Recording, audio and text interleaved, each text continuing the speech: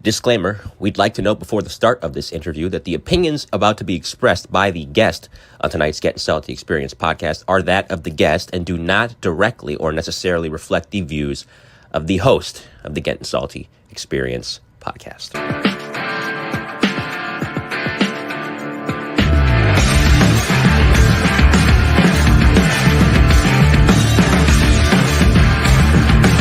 Put the fucking fire out! You're listening to the Gettin Salty Experience podcast.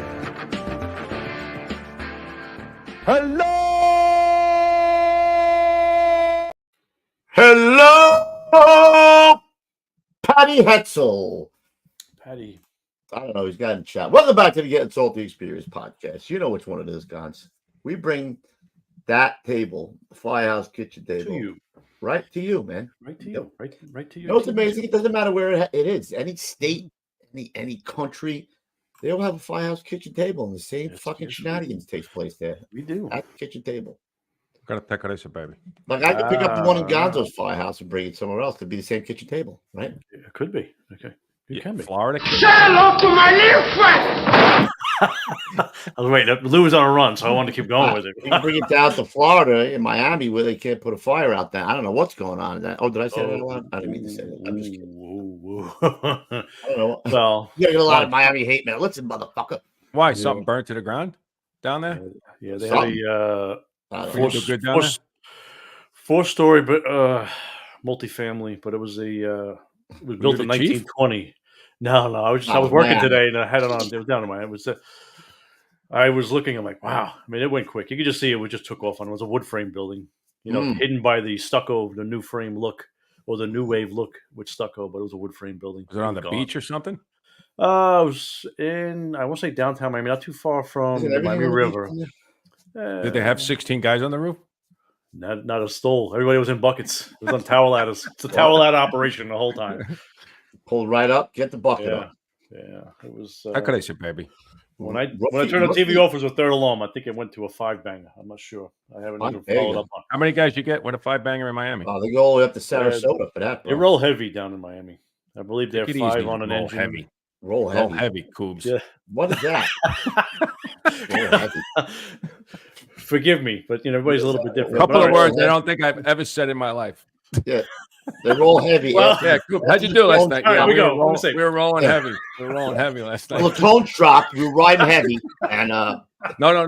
Rolling heavy. rolling heavy. Rolling Rolling heavy. When you compare it to That could be spring, like that could us- be a new shirt. We'll sell like 2. Yeah. No, you never know. But the guys like us that one have for 3 Gonzo people and to, one for the guy who's driving Gonzo. The rolling when you have heavy. 3 to an engine company, in some cases 2. Rolling heavy is 4 or 5 guys total. Woo! Guys really No, we're know how not to do rolling it. 6. You're not guys in there come and run after the other out of the truck. Are you guys done yet? You're looking in and there's still guys pouring out of the truck. Wow. Not everybody can do that. Rolling heavy, riding I say that? dirty. I don't know. Whatever. Yeah. Mike is in the background, be like, Yeah, rolling heavy's 2 guys, right? yeah. Hey, we're rolling heavy. Well, what are you gonna do? I don't know. We got to catch up on a lot of commercials because we Yes. missed the show the other day. We missed you guys almost. Not really, but we did. Yeah. And, Speaking of, how was the what? birthday party, Lou? How was the? How could I say, baby? The wedding? Yeah, what? Yeah, Oh, the wedding? birthday party. Oh, on Yeah, Thursday. what is Oh, we had a birthday? good time. We had a good time, man. did you go to a wedding too? I went to a wedding last night after the golf for 2 days. What? I went down to Seaford, Long Island. My cousin Lou's son got married. So you had to take all the money you made in that golf outing and put in the envelope. Lou was sleeping on a lot of these. They were Ah, just laid he on won the mattress. He won the Riders Cup. They were the and- pillowcase. Don't hate. Don't hate. Yeah. I'm jealous. This is as close as I'm going to get to a stack. Was it a foursome? Or were you guys rolling heavy? Definitely rolling heavy, Coop. You were rolling heavy. On that one. All right. Yeah. Something. Take it easy. Well, you know what? I'm going to give What did you shoot on that, bro? How'd you do? Like, did you carry the team on your back? No, it was pretty much even across the board, man. The guys Yeah? did a great job. Yeah. Mm. First time we won it. We played, I think, 5 years together. Now, do you get like a plaque up there with your names on it and stuff? Yeah, I think we get the plaque, the picture. You get a little picture up there. Was it like Caddyshack? First place is a pair of socks. Second, Yeah, one of the teams, my boy Patty Shields and McManus, Robbie, they that was the Irish wagon. They had the Irish flag on the back of the. It looked like as they were running through like the course. Every once in a while, I would look up, I'd see the flag behind the golf cart. It was like I was saying. You remember Patriot when Mel Gibson? He's like hold the line, and he was running with the American flag. oh! Hold the line. Is there anything like the Irish jig? The Irish. Anything Take like it the easy. Irish jig? Take it easy, baby. Take it easy, baby. Oh, come on. We got to get to the commercial. I got to say, we got a lot of calls on this guy, too, bro. A hard charger. The other guy from last week, Chicago, hard charger for Chicago, right? But we got a guy from the Bronx, the There was Green a lot of Berets. A lot of birds. Told it was the real deal by multiple guys. Real deal, Holyfield. So we'll get him on, but we got to make some money first. Good stash. Yeah. Oh, yeah. This shit's legit. Shit's rolling heavy on his face. Anyway. All right, here we go. Armor Tough Firehouse flooring was recently installed in station number 7, the newest of the DeKalb County fire stations in Decatur, Georgia. Meeting Deputy Chief Smith of Support Services, Vince explained that Armor Tough interlocking flooring is the only floor that is tough enough to withstand the abuse of fire apparatus, along with fire personnel at a very busy station. Chief Smith explained, "The flooring in all of our stations over the years gave us multiple problems. We need a floor that can last as long as the walls and the roof. That's why we chose Armor Tough. The installation team came from New Jersey, and in 3 days, they had completed their work without any disruption to our daily operations. We were very impressed with not only the product, but with the workmanship as well. I highly recommend Armor Tough for your station's floor." Call Vince today for a no-obligation quote at 908-917-7697. Mm-hmm. We're rolling. You got another one? Don't say it. I'm not saying it. Here we go. The FireWire app is the go-to resource for all news and incidents in the fire and emergency services. The mobile app is here and available for download. This long-awaited update addresses a handful of concerns in regard to intermittent crashes, jurisdiction areas, map settings, notifications, and more.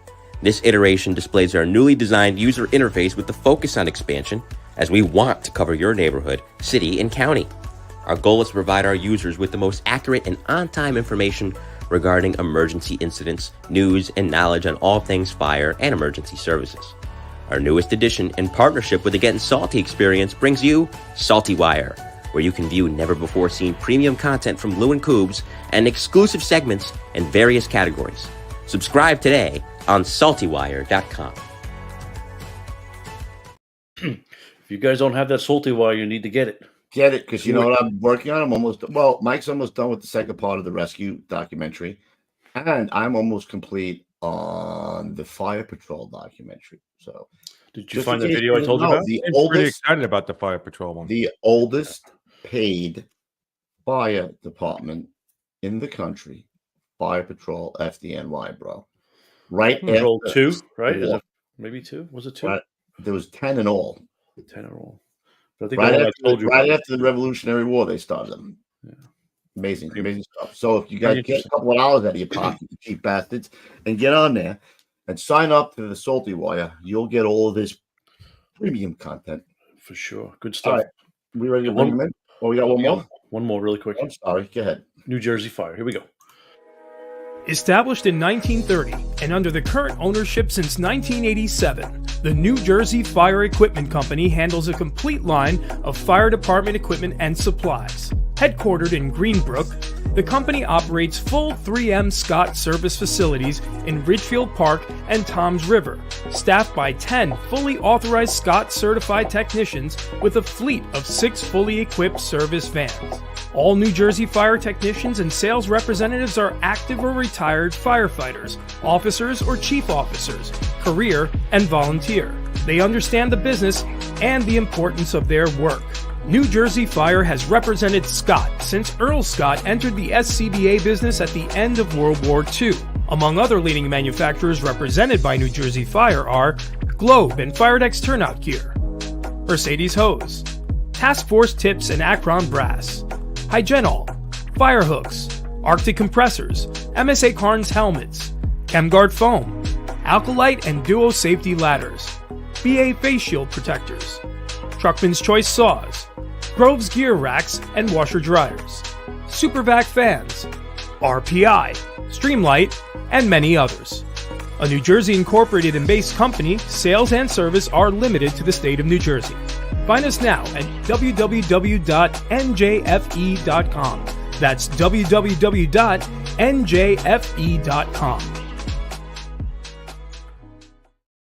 Okay, now we can. Now, yes, sir, we can. Ruffy, do the thing that you do best with your silky smooth voice.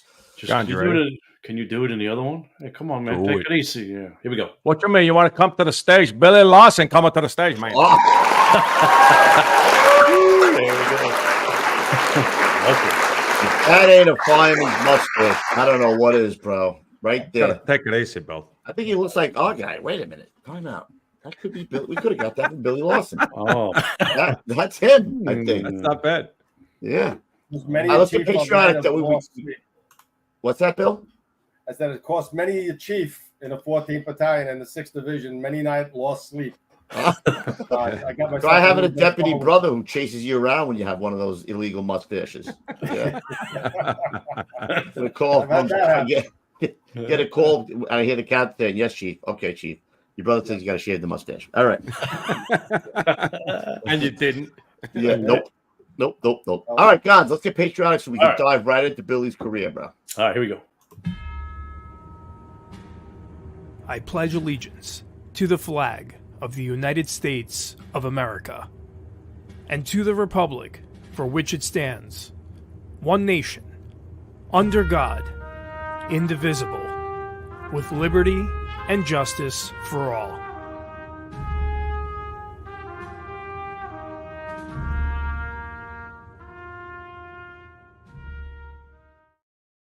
Excellent day. Excelente, yes. All right, now we can get into Billy's career. So let's go back. I'm going to say let's go back to the 70s, Bill. You grew up in Wantor, correct? Is that correct? Correct. Lou, okay, you just said you were in the next town over. So. Tell us about life, early life in the Lawson household. You know. Well, I mean, I was lucky. I had great parents and stuff like that. My father was a volunteer in Wantor for 40 years, so life revolved around the volunteer house. I loved it and things. But I really didn't want to be a fireman. I spent summers on my aunt and uncle's potato farm, and I wanted to be a farmer. Like my closest friends, like Jimmy Johnson, he had on a couple of weeks ago. He still calls me farmer. I was with him Saturday for the memorial mass. He still calls me farmer. I wanted to be a farmer. I didn't want to be. What? And I was told you can't go into farming. You can't. There's too much money to go into farming. My uncle used to say. Wow, an Irish guy wants to be a potato farmer. Go figure that, man. Oh, potato? I would have never guessed that. Yep. Oh yeah. And so what's exactly? No, that's a cow farmer, bro. Whatever. It's still farming. Potatoes don't make noise, right? They just lay it. Yeah, we're just gonna. Any brothers and sisters, Billy? I have an older brother who lives in Georgia and a younger sister who is she's in Georgia now too, but moving to South Carolina. Yeah. Nobody else in the fire service. I'm the only one. You're the only one. You and Dad. Yep. So literally, I got my start. I joined the volunteers, and it was just something to do in the family at 18. And a couple of months after I got in, I went to my first fire with my father. Cool. It was in Seaford Harbor. It was one of those base shacks down there, and it was an old time clamor that lived in this little shack. Still had wood heat and things like that, right on a canal. And he died in the fire. And my father brought me in there. And I experienced my first fire, and I said, wow, this is kind of cool. And then the rest was history. And that was your very first fire. You're in there with the old man on your very first job. Yeah. That's pretty cool. Doing it. Yep.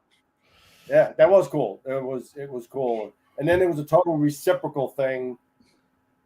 Fast forward many, many years later, he was like last Saturday was 49th annual mass. My father was up in Florida. He retired. He went to Florida. I'm on the job. I'm at 16, 17. And I used to cook. John Rohr, like you just mentioned before, John Rohr took care of the business part of it. I took care of the food part about the mass. So I bring my father up with me. He's up here. So I said, come into the firehouse with me. Help me cook and stuff like that. So he rides into the firehouse with me. I wasn't working.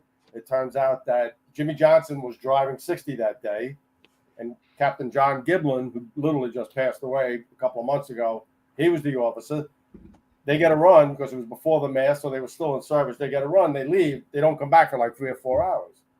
So my father comes back, and we didn't say anything. We drive home. We pull into the driveway. He gets out of my junky old car. He's walking up. He stops. And my father was a kind, gentle man. A few words. He just stopped. And now he was a volunteer for 40 years. He stopped, and he gave me a hug, and he looked at me and said, I had no idea what it was really like. Wow. So all these stuff, because they caught a job, and he saw what the neighborhood was like and things like that. And that was one of the best things ever. It was cool. It was totally like reciprocal what happened. Wow. Full circle. So that was that was a good thing. You know what they say, Gons? Laughing like a circle. It's like a circle. Yeah. Come around. Go around. All right, so you're volley, and then in what year is this that you get you go down to DC to become a fireman, huh? Yeah, like a lot of guys in the Wantor, Seaford, Bethpage, we wanted to be firemen, and New York City was taking the test, but in that era, they were still hiring guys back from the layoffs in '75. When Lindsay laid everybody off, cops, firemen, sanitation teachers, and stuff like that. So a lot of guys were getting hired back. So I took the test in '77. There was still a list out in front of me. So I never thought I was going to take the test. So literally, I took tests from Maine to Miami, only on the Eastern Seaboard. Whoever would give me a test, I took. And we found out through, I can't remember, some local politician that DC's job was a federal job, and you can get the application at any post office in the United States back then. So literally, like, there was 4, 5, 6, 7 carloads of us from all around Nassau County and the volunteers that went down to take the DC test. And out of all of those cars that went, including Johnson and Danny Perella from 44 truck, he was in 111 and went to 44. Chris Norris, who was my roommate down there, he was in 214 engine, things like that. We took the job, and we stayed down there. And Danny got on the job first up here, so he didn't take the job. Johnson got on up here. But, Chris and I, a couple other guys, we went down there. You had Danny Potter on for a while ago. Yeah. All right. Danny Potter, he came on to DC after me. But there was quite a few guys from volunteer places here we wanted to get on the job. So we went down there, and it was a great experience, And I just have to give a quick shout out for these pictures from DC to my buddy Jeff Pinkett from PG Fire, Prince George's County Fire, and Captain Charlie Finnemore, who's the current captain of Truck 11. He sent me a lot of pictures, and we're talking to each other on the phone all the time. Who's that young buck right there? Yeah, who's that young buck? That was Truck 11. Yeah, yep. So look at the mess there, Coobs. I see it, man. Look like it weighs a fucking ton. I don't know. It did weigh a ton, and down there, the engine companies, they were two-piece engine companies, a wagon and a pumper, and you drop line for everything. You stretch a line on every phone alarm you went on. You took a line to the front door. You knocked on the door and said, "All right, fire department." We didn't call a fire department, so you get like 500 feet of 3-inch hose out from the hydrant, and you my God. Roll it back run up. you did because you wanted to beat the person in, the next company in. That's all you wanted to do.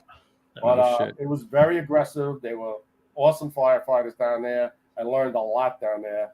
And it was just the problem that when I was down there, just like for me being a New Yorker and talking the way I do and acting the way I do, I felt that the Civil War was still being fought by some people. So I wasn't so widely accepted, put it that way. Really? Yeah, I wanted to go. You had a picture up of that Squad 2. I took a lot of details to Squad 2 because when I was in D.C., it was during budget cuts. So Engine 4 and Squad 2 were in the same house, busy place, and you were a flip-flop company. So both companies weren't fully manned. So it was the first or second box you went on the engine. It was a squad box, and you went on the squad. So you put your gear on the floor. You didn't know what run was going in when the box came in. So that was a lot of my guys in my fire didn't want to do that. So I took all the details down there, and I was told that the lieutenant on my shift sort of wanted, why don't you come down here? Go to the squad. And I really wanted to go. The lieutenant endorsed me. Guys on the back step endorsed me. The captain, not so much. He didn't like New Yorkers at all. So he ripped my paper up in front of me. for the first time, and I stayed where I was. So, but it was a great experience. Great firefighting. I got a question. It really is. Very, very aggressive. Hey, Bill, how was it as far as like, was it comparable to what we were seeing up here in New York, like in the Bronx in the late 70s, or was it similar vacants and stuff like that? There was not as many vacants. There was some where I was. A lot of places did have vacants, but DC is known for their row houses. All right, so DC is very much like Brooklyn. 2 or 3 story, 3 story, 4 story apartments. Every once in a while, there's a 5-story apartment where I was, but it was more row houses. They're brick in the front, and in the back, they're wood. They're wood porches that sometimes they make extra rooms in the back. The drug traffic and the drug trade was crazy, so you had a lot of fire with that. It was a bit of a challenge. And some companies, like any city, were busier than other. Where I was in 22 engine and truck 11, we were the farthest north on the one side of Rock Creek Park. So if we came out of quarters and made a left and went straight across the road, we were by ourselves for a long time. And all the rigs down there was 2-piece engine companies, and all the trucks except for one. And even to this day, there's only one tower ladder in the city. When I was down there, it was truck 10 in Southwest. Now it's truck 3 in downtown DC with engine 16. There's only one tower ladder in the whole city. Wow. DC truck 3, you see it, they say citywide on it because they get special called everywhere. Not this one, right? Not this one. No, that was truck 11 when I first got there. Wow! Look at that grill. It's an old Peter Purse aerial ladder, gasoline engine, manual transmission. Had the riot wood on the top and a tiller cage in the back, which was crazy. And then that was, you rode the side step. You're in the summertime. Right. Hung on for dear life. Yeah, it was hot and humid down there, but in the wintertime it was a bit chilly. Yeah, just a little bit. I'd say. But we really went crazy. Like you went from, I want to be a farmer to I'm going to DC and I'm riding on the side of a tiller. Yeah. Grow some corn and some potatoes. Do you think you would have wound up? That was really the dream, was to go to DC, be a DC firefighter, but then the suburbs weren't all that big back then. And I figured I could live like 2 hours outside and have a little farm and have best of both worlds. That was in my head. But prices of real estate, what I was making in DC at the time, that was just not possible, put it that way. I started in 78, was making $14,559. Wow. 14,559. I took the Baltimore City test, same, probably in maybe 77 again, right after I took New York City's test, took Baltimore, passed. They offered me a job to go into training school for firefighter paramedic, starting salary $9,000. Wow. Seriously. They're still making a whole lot less down there. And Baltimore is burning. They're rocking down there. Yeah. They are rocking. So that's just. Do you think if you didn't get called to the FDNY, you would eventually went over to the squad?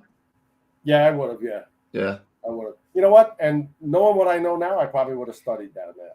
I never wanted to study up here. So, but I would have studied down there. So. Yeah, you and me both, Bill. Hey, Bill, Joel Kanaski's in the chat. He says hello. Future guest. Yep. Joel was he came to 17 truck, then he went to rescue 1. Big shot. I know he's a big cheese, big whiz. We like big guy, Yeah. He'll be on Monday night. We can break his balls Monday night. Yeah. Big Joel. Yeah.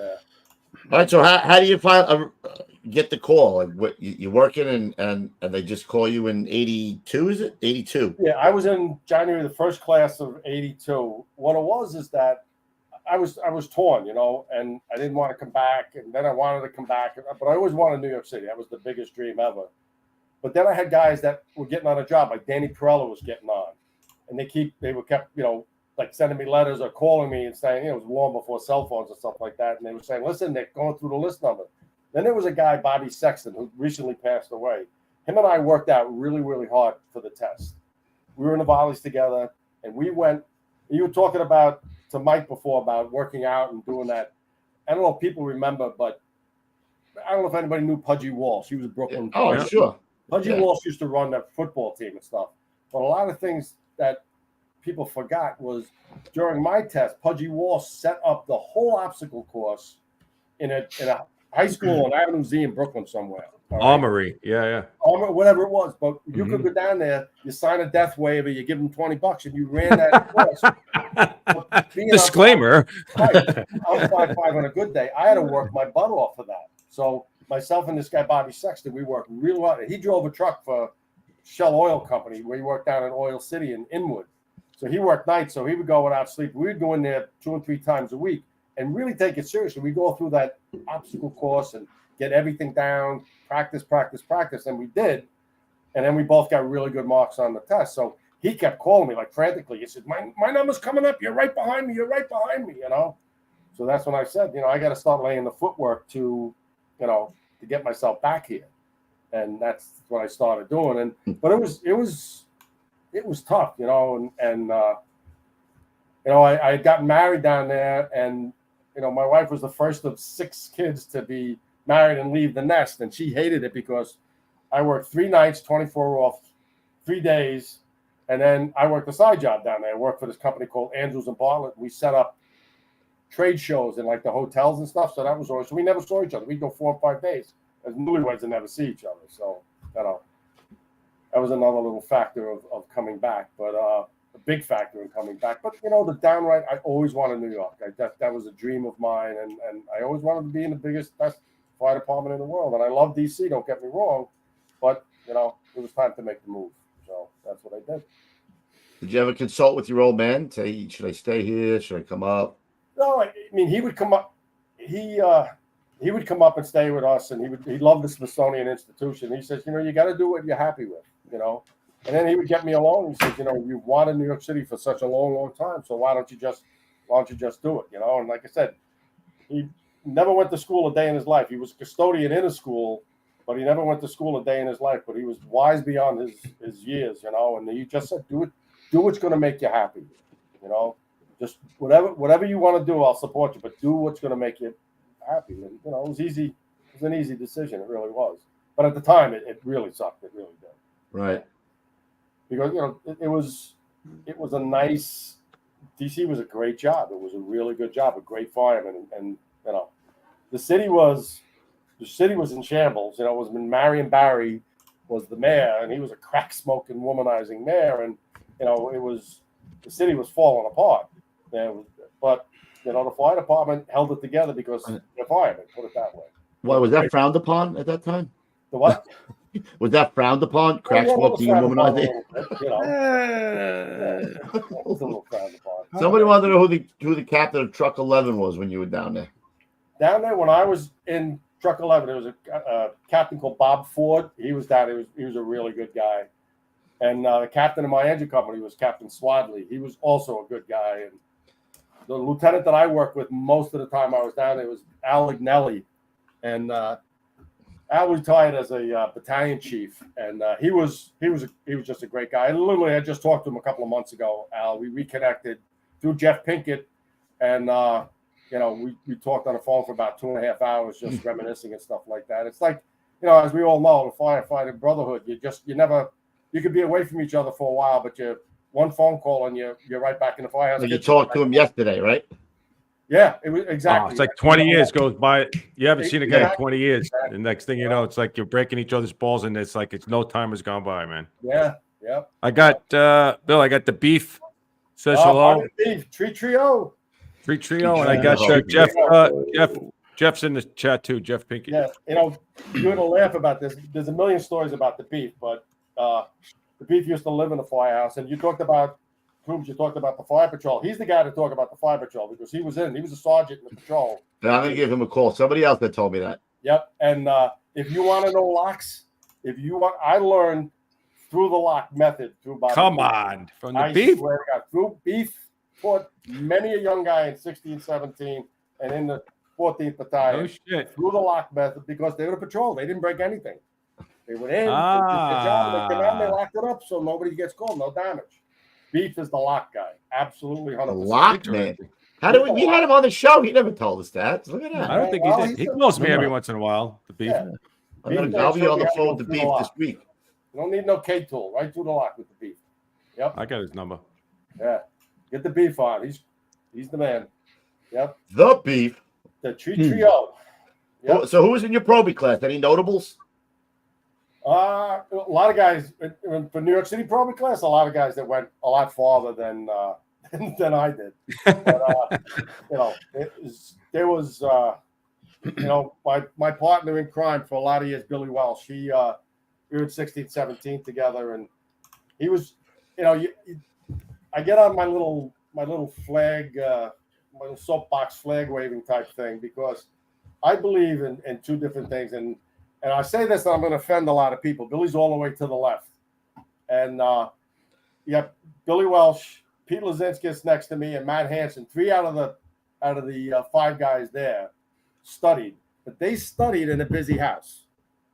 They weren't what I call t-shirt lieutenants, where they get appointed to a really quiet house, and then they study, and then they know they passed the test and they're going to get on the list, and then they transfer to a busy company, and then he says, "Oh, Lou, where'd you get made out of?" For a cup of coffee, yeah. Right. Engine 4000, busiest engine in the city. Oh yeah, and I would stop and like, no. You got promoted out of here. You came here for the t-shirt. You studied for 6 years in engine 5000, and then you came to us to get on. And you know what? I know I just offended a couple of people, but who cares? You didn't offend me. That's all. I'm good with it. Nobody cares. T-shirt lieutenants. T-shirt lieutenants. And there's got Frank Simpson, battalion chief. Frank Simpson, I dragged him into his first fire. That's a funny story in 17 truck. But he's a white-skinned Irish kid, pasty white Irish that can't spend 30 seconds in the sun without going into ICU. East Elmhurst, Queens, doesn't know the front end of a boat from the back end of the boat, and he's the acting deputy chief of the Marine Division. Go to the bow. What does that matter? I mean, is that frowned upon? But here's a guy, him, Danny, Pete Lazinskis, who was in that last picture, Billy Welsh, Matt Hansen, studied in a busy company and moved on. And they weren't t-shirt lieutenants. They studied along with 100 other names I could, and I bow down to them because they're the ones who deserve to be. Yeah, you know what? The guys could always sniff those guys out, though. The guys could always see those guys a mile away. Listen, but I can understand also. Listen, you could go the devil's advocate too. Is if you're coming out at engine 5000 and you haven't been to a fire, and now you realize, holy shit, I am trying to get out of here for whatever reason. Maybe you couldn't get out of there. Sometimes guys can't get out of these places, or it's just not feasible with your family. And now you say, you know what? I'm going to be running this thing here. I need to go learn the job a little bit. Yeah. Well, unfortunately, yeah. But so I get it. I mean, if a guy's banging on his chest and saying this is where I came from, that's one thing. But if a guy went to go to a place even for a year, and you go to 17 truck or you go somewhere and you learn the job somewhat. I mean, you're not going to be like a guy who did it for 10 years there, obviously, but at least it's something. You're taking that into consideration. You don't want to go out of there just coming out of engine 5000 and not know shit. You know what I mean? So I understand that too, but I still like to beat that drum. I got you. I still like to beat that drum. Well, then why don't they? What they should do, honestly, is grade the tests. According to, they grade companies in ABCs, right? So if you're coming out of an A company, maybe they curve it somehow where you get more points on the test. Why not? They gotta do that. But that's always been talked about. Guys get promoted with 3 years on the job as opposed to a guy with 15 years, right? Who would you rather have leading you down? No matter where he was, he went to fires, right? After 15 years. Right. So, it's really the time and they tried to do that on my test. I took the 60-40 test. Right. So if you had more time, they gave you 60% for that, and they gave you 40%.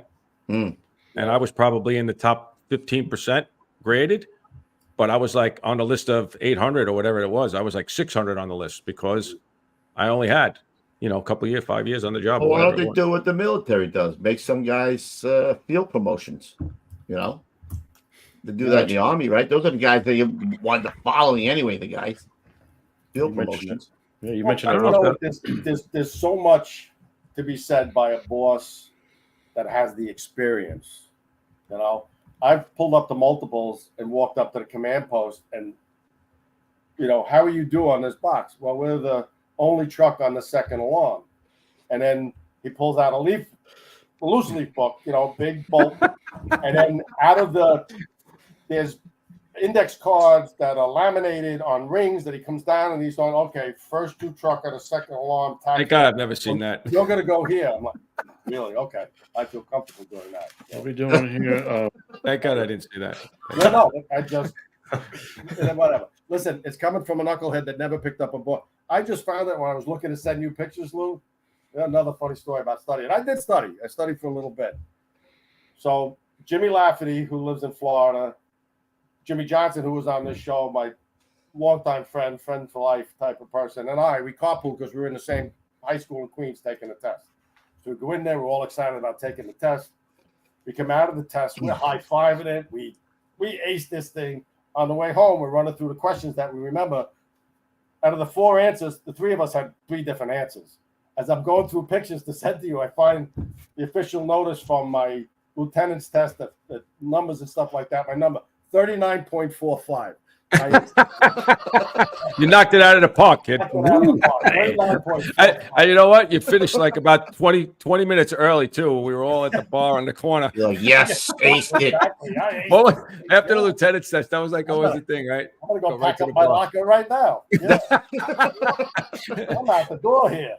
It was like this. God dang, golly. I done good. Yeah. So here's the big question. How do you get the 60 engine? Well, like it started 305. What? I went to 305. You're right. I'm sorry. Well, I'll take it back now. I was setting them up. You see that? I was about to set them up. So what happened was I thought through my friend Jimmy Johnson and Jimmy Lafferty, I thought I was going to 60 engine.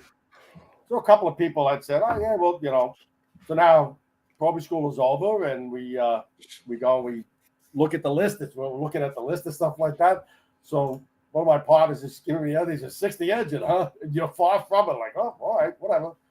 I look up engine 305. I'm like, what the hell is 305? Forest Hills, kid. I'm like, okay, whatever. So I go to 305. The good thing about 305 is that when I got there was so many senior guys. I walked in, signed in, introduced myself. Every single guy walked up to me that had time on the job and says, kid, first thing you're going to do is you're going to put your paper in to get out of here. This is a place for us. All right. For all us guys that are getting ready to get out of the job. And most of them were 111, 175, right. 120 squad, all that. They were all from busy companies, from Brooklyn, the Bronx, and busy companies in Manhattan. And they were there to do their last couple of years as they worked their way out. Right. Out of college or into college and so on and so forth. And the highlight of that is that the knowledge in that firehouse was phenomenal. To sit and talk to those guys and pick their brains and things like that. And it was, it was an experience and I don't regret it at all. The frustrating thing is, like me, I'm the kind of guy, I do the all buy. So I got a guy with 40 years on a job. I got 40 days on a job. I'm not going to wake him up for the 3-buy, So right. I'd have the radio on. I'd be buffing the, Queens and stuff like that. 6 blocks up the road in Elmhurst, all hands additional engine truck. And I'm standing looking at the apparatus store 305 and 151. Because back then, 305 stayed. It's like City Island. They never leave the island. 70. Right. 305 and 151 at that time did not leave Forest Hills unless there was a fire in Forest Hills. Why is that? They want their fire trucks there. Coverage. That was a Tiller. That was a Tiller back then too. It was a Seagrave Tiller, yeah. Huh. They do some work now. Do some work now. I'm sure they do, but because things have changed. But plus they don't stay in Forest Hills. But I got my first threat as a young guy because I was in 151 one day and we got talking about DC and stuff. And the thing about the DC fire department, when you got out of Proby school, you were a firefighter, you were an EMT, and then you were checked out on driving and pumping both pieces of the engine and driving and tillering the truck. That's when you came out of Proby school, you could do anything. As soon as your probation was over, you went into the driving rotation and type things like that back then. So I'm hanging out on 151. It's a beautiful summer day. And I'm riding back with a guy named Richie Russo who was tillering. And we started talking. I said, did I hear you say that you used to tiller? I said, yeah. So we stopped for the meal. So I'm tillering back. The captain did not like that. very much. I didn't hit anything. It did fine. I didn't hit anything. He did not care for an orange shield to be tilling in the back of his fire truck. So he didn't like me after that. So I didn't get a lot of details to 151 after that. So did you catch any work there? I did. Yeah. I had a couple of jobs. There was one story that I have written down here is 305 at the time was a Mac, and we only had 3 guys on the back step, and the chauffeur was a guy named who I worked on the side with, Freddie Carpenter. I did wood floors with him, and he still drove with his uniform cap on. He was very Old school, huh? And I was the lieutenant at the time. My lieutenant at 305 was a guy named Jerry Heitman, who came from a Brooklyn truck company. Really tall, thin guy, gentleman, really nice guy, good fireman. So we're here's 151, yeah. We get a pull box on 108th Street. So we come out of quarters and we shoot up 108th Street. And I was riding on the officer's side, and summer night, it doesn't make a difference. And there was a guy who had the nozzle that night who was came in one class before me. He had literally one probie class before me. So he was in the Firehouse for a few months before me, but he was the senior man. And he let me know numerous times that he had the nozzle that night. And that he was the nozzle man, he was the nozzle man, whatever. So we're going down the road, and I have the habit, and I look out the window and bounce them. And I'm out the window because I'm trying to hold the Mac door shut, because those things went like this and you'd fall out on the street. So I'm holding the door, and I'm looking, and I'm seeing people running and pointing, people going like this. So very quietly, I slipped my coat on, and I had my boots on already, and I had my helmet right there, and we stopped. I bolt out of the cab. I look across the street, and there's fire out 2 windows, and a row house, a brick row house. So I take off. I grab the line, and off I go. And I was with a guy, Brian Lyons, who was from 54 Truck, who sadly his son was in 252, was killed in the Trade Center. Oh, Lyons, right. Him laughing. Patty Lyons. Because he knows what's going on, Brian. I go, and I hear this other guy yelling at me, I have the nozzle. He's trying to get his boots on and stuff like that. I don't take my mask or anything, and away we go. And I just go in, I knock the fire down, and my lieutenant's laughing. He comes back, calls me into the office. I'm like, all right, now I screwed up. Okay. So I go upstairs. Not my first time. Not my last time in the office, but anyway, I go upstairs. He's laughing. First of many. Really? Please. He says, I love what you did. That's great. I don't care about anything else, but you're a probie guy. So take your mask with you. I don't like the mask. So, but that was... Well, I did have a couple of jobs in 305 and 151, and I wasn't there all that long, but. Well, the thing was too, Bill, like you had time, right? I mean, did people look at you a little different, like coming from in there, like what's this guy going to do? You were still a probie, right? I was still a probie in New York City, and I acted like a probie. I did what I was supposed to do. Was nothing like I had pop time or previous time. It was different. I said DC, and they would pick my brain about DC and stuff like that, but. You know what it was is that I always, even in DC, the senior man was the guy. The senior man ran the Firehouse, and I believe in that wholeheartedly to this day. So, I listened to the senior men, and they would tell me, this is what you do. Just be careful, so on and so forth. You have a little experience, but it's different. You still got to be a probie here. This guy Gene Doherty, I think he was from 120 Truck. He was a chauffeur 151. He was a great. He would just walk me through things, and you need people like that. You need people to guide you when you're going astray. Not that you have bad intent in mind. I didn't, but he would just calm me down and things like that. There was a time that we rolled into something, and there was a job, and I went to run, and he just put his arm out, slow you down. Yeah. He lit a cigarette. He looked up. Always look. This isn't two-story. This is it. And then we went. But those are the little things that, you always bring on to the next generation. There's always, I did that to Danny Sheridan a lot, Sparky. But, yeah, that's like you've done this before. Some of the things that you learn. 305 was great. So then they told me from day one, put your paper in. So I did. One day I put my paper in to 60 engine. Made all the phone calls and things like that. So the battalion commander of the 4.6 at the time. And the 4.6 was doing a lot of running around, and they were catching a lot of work. 305, 151, not so much, but 287, 136. Yeah, they still run around a lot. Yeah. Big area. They were doing a lot of stuff. So they put your paper in. So I fill out my paper. I send it up to the 4.6 battalion. Maybe a week later, chief's in corner, roll call. And roll call, that's fine. And he's going over a couple of things, this, that, and the other thing. So then he stops. He goes, all right, who's this kid Lawson? Yes, sir. He goes, so you want to go to the Bronx, eh? I said, yes, sir, I'd like to. I have some friends that I know that work in 60 Engine. Nobody's leaving the 4.6 battalion. Rips up my transfer paper, walks over to the house watch and throws it in the garbage. So Gene Darty, a couple other old, you can't do that, chief. Let the kid out of the thing. So it goes away. So I wait another month, 2 months go by, whatever it was.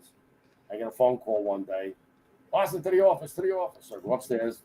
Lieutenant Heitman's in the office. I go, what do I do now? He says, fill out your paper, drive it up to the 4.6 battalion.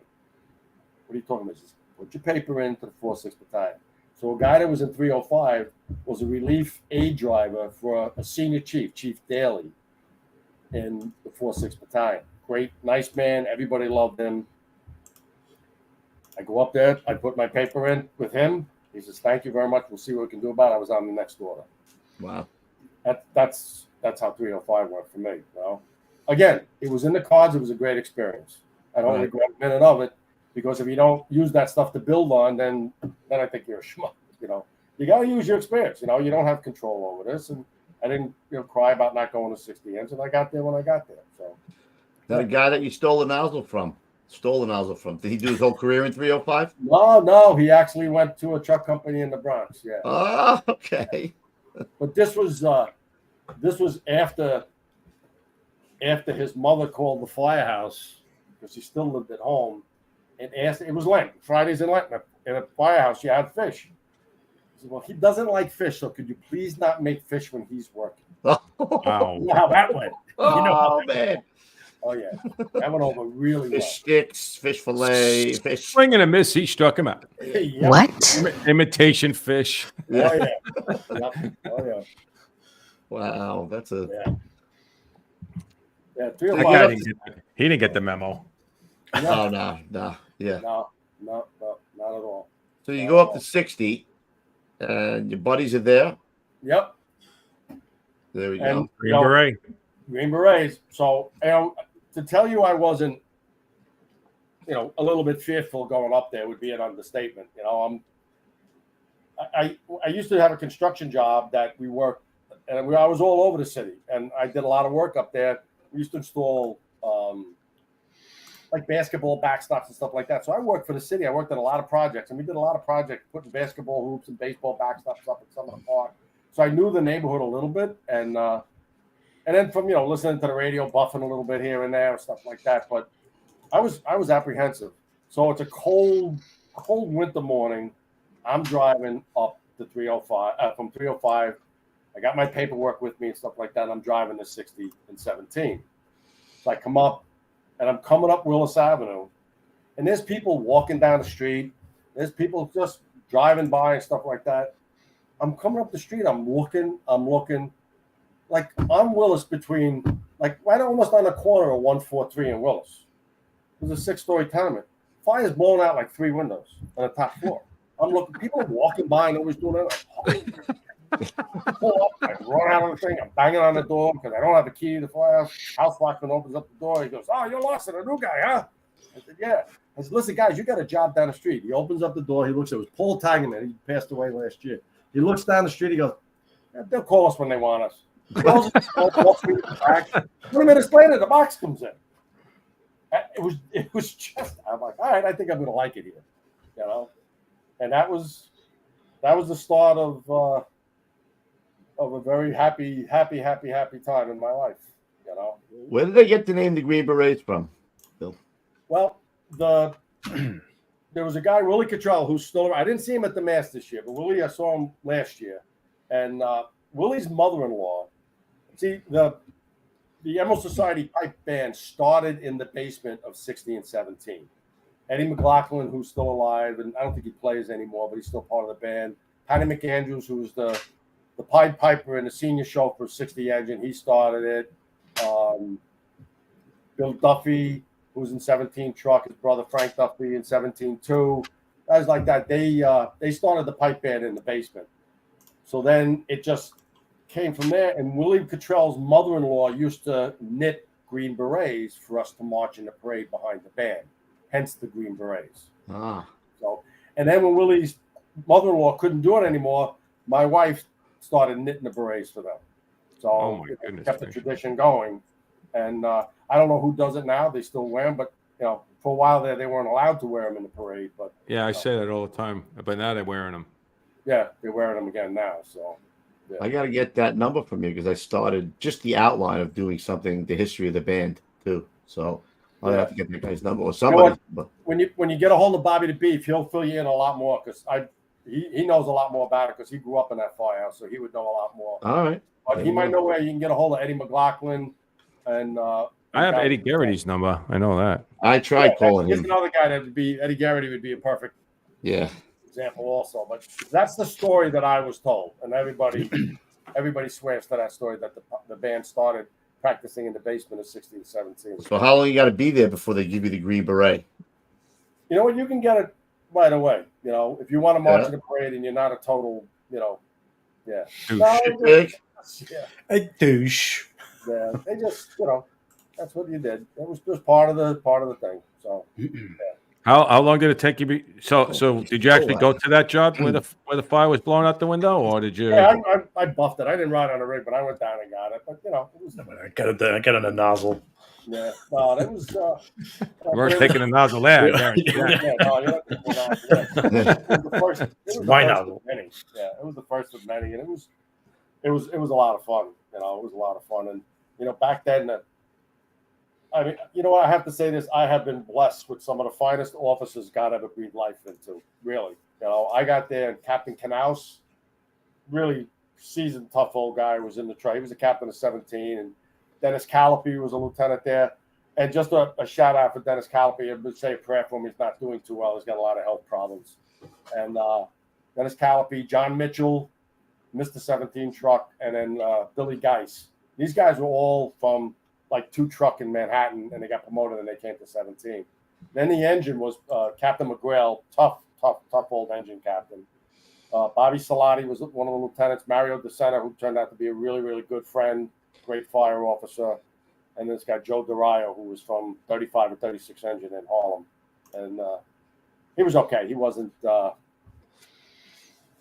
of my favorites, but that was, he was okay. But we always had really good bosses up there. One that would stay, and it was that awesome. A senior house too, Bill? Yeah, it was a senior house. Yeah, we would get guys and stuff like that. But I have to say, I think in my experience, and the guys like Jimmy Johnson's listening now, he'll concur on this. When 36 engine was still in service, and if you know Harlem, 3514 in the 12th Battalion is on 125th Street and like right on the corner. Their parking lot is touches. is 36 engine used to park in the parking lot of 35. I know, it's crazy. From one fire to another, and they were both busy as hell. 36 was a single engine house. But I think the junior man in 36 engine at night would be the chauffeur, and he had like 25 years on the job. There was guys with 35, 36 years on the back step. Calm, cool, collected, it was probably one of the senior houses I've ever seen in my experience. It was just a senior place, But, no more. But see, that was the frustrating part of 60 engine is, my experience and the way I feel in the fire service is the absolute best job in the fire service is a nozzleman in a busy company. That's just, for me, it's just the best thing. And the second best job is a can in a busy truck company. I love the can, absolutely love the can. Just throw it down the hallway ever? Yeah. But how about the rumor that you used to like to go only with a half a can? I like a light can, yeah. A light. You don't need a lot of water anyway. You don't need a lot of water. You do Unless the your right hair's thing, on fire. You don't need a lot of water. But the engine companies up there, everybody's so bloody good. Right. What we used to do is if your second due, 83's first due, fantastic engine company with a lot of senior guys, and both 83 and 29 in the day were fantastic. And after 60 would get the first line in, and then we start the second line with the other two guys, you know. So there's not a lot of nozzle time when you're surrounded 73 engine, 41 engine, 71 engine, 82 engine. They're all 35, 36, 69, 59, and they're all super engine companies. So there's not a, unless it's rip roaring. And that's the other thing, there wasn't a lot of big multiples back then. In my looking back at it, we had battalion chiefs that never wanted to transmit the all hands because they didn't want the deputy to come. So they beat your brains in, But it was fun because you got a lot of fire, and you got a lot of work done because they just beat your brains in. So, but it was fun. It was fun. What was the Bronx like back then, Bill? Like, what was it? Who we got there? C. Finnemore. Hey, Bill, DC truck. Finnemore. He's the captain, the current captain of Truck 11 in DC. We sent a lot of pictures and had a long, nice chat with him. Thank you, Captain Finnemore. Appreciate it. Yeah. So what was the Bronx like? The South Bronx. What was it like getting there in the early 80s? There. It was fun. It was fun. And let me tell you, I had the pucker factor a lot of nights. Don't get me wrong, because I was, let me put it this way: I'm a little man in a big man's world, and I'm a short little guy, and I was surrounded by these like giants and these real salty old freaking guys. I'm looking at them like, how the hell am I ever going to do this, but they gave you the senior guys in that area. See, this is me standing on a pot to stir another pot, making soup or stew or something like that. That's how short I am. That's how short. That's what you were talking about height, so I had to make sure we got that in there. No, that's perfect. That's why I put it in there. I don't know if we can make it. That's a pot. Keith posted that when we Nicolello, if I remember. I don't remember. Somebody posted that picture once before. Yeah. You know what? It's just Pete Lazinskis, the bane of his existence when we were working together. He says, "Oh my God, I got to get a slice of pizza, something Lawson's cooking. Eat, shower, and go home." I was never in a favor of an early meal. Let's get everything done. Let's go out, do what we have to do. Let's do this, and we'll eat. We'll eat eventually. We'll eat, Pete says, "Yeah, Lawson's cooking. Eat, shower, and go home." 60 was a challenge. It really was. And like I said, I was apprehensive. I had some fear going up there, but I was surrounded by people that were just so calm and so confident, and so they were just great. So they would ease you through anything. And who was the senior man at 60 then? Patty McAndrews. Patty Mac he was one of the calmest, craziest men I've ever met in my life, but you'd never know it. You would never know it. Patty Mac was and 60 had such fantastic nozzle men, Jimmy Johnson, Mike Steele. You heard a lot. Jimmy talked a lot about Mike Steele. I don't know if he'd ever come on, but he's another character. I love working with him. Billy Welsh and I, Gene Cumberland, who was very quiet, but super, super, super nozzle man. We had a guy, Bruce Wickover, who was a very large man, and you would go down the hallway behind him, and it was like laying on the beach. It was great. You wouldn't feel a thing. You wouldn't feel a thing. Like that. Like, his skin is hanging off him. You're like, like, this is great. I didn't even break a sweat. We're doing great. But yeah, he's shit. Jerry Rooney, who lives in Florida, who's an absolute knucklehead, and a lot of people didn't like him, and he liked his cups of coffee and stuff, but I'd follow him anyway. He was a great nozzle man, an absolutely great nozzle man. Dennis Hodges, absolute lunatic too, a great nozzle man. Just fun guy. You got to be a little crazy, right? Fun. You know what? But everybody that goes through certain times in their firehouses say, the place was crazy. I have to tell you, back then, it was the 5th and the 6th Division. The 5th Division was in Harlem. The 6th Division was the South Bronx, Every company was crazier than the next. It really was. Officers, chiefs, absolutely out of their minds crazy. Where we would we'd be at a fire or something like that, and we'd look at each other like, how did God ever think it was right to put all of these knuckleheads together and want to put their fires one out? I'm on house watch one day, and I hear air brakes. All right, we had just come back from a fire. So I get up. Awesome. We only had one window that you could look out. I look out the apparatus door, and across the street, in front of the project, Old LaFrance pulls up. It's 91 engine. Crew cab opens up. The front opens up. The whole crew of 91 engine comes out there. not a stitch of clothes on. Everybody's naked except their boots. They walk into the firehouse. Hi guys, how are you? And they just Allegedly. Allegedly. naked.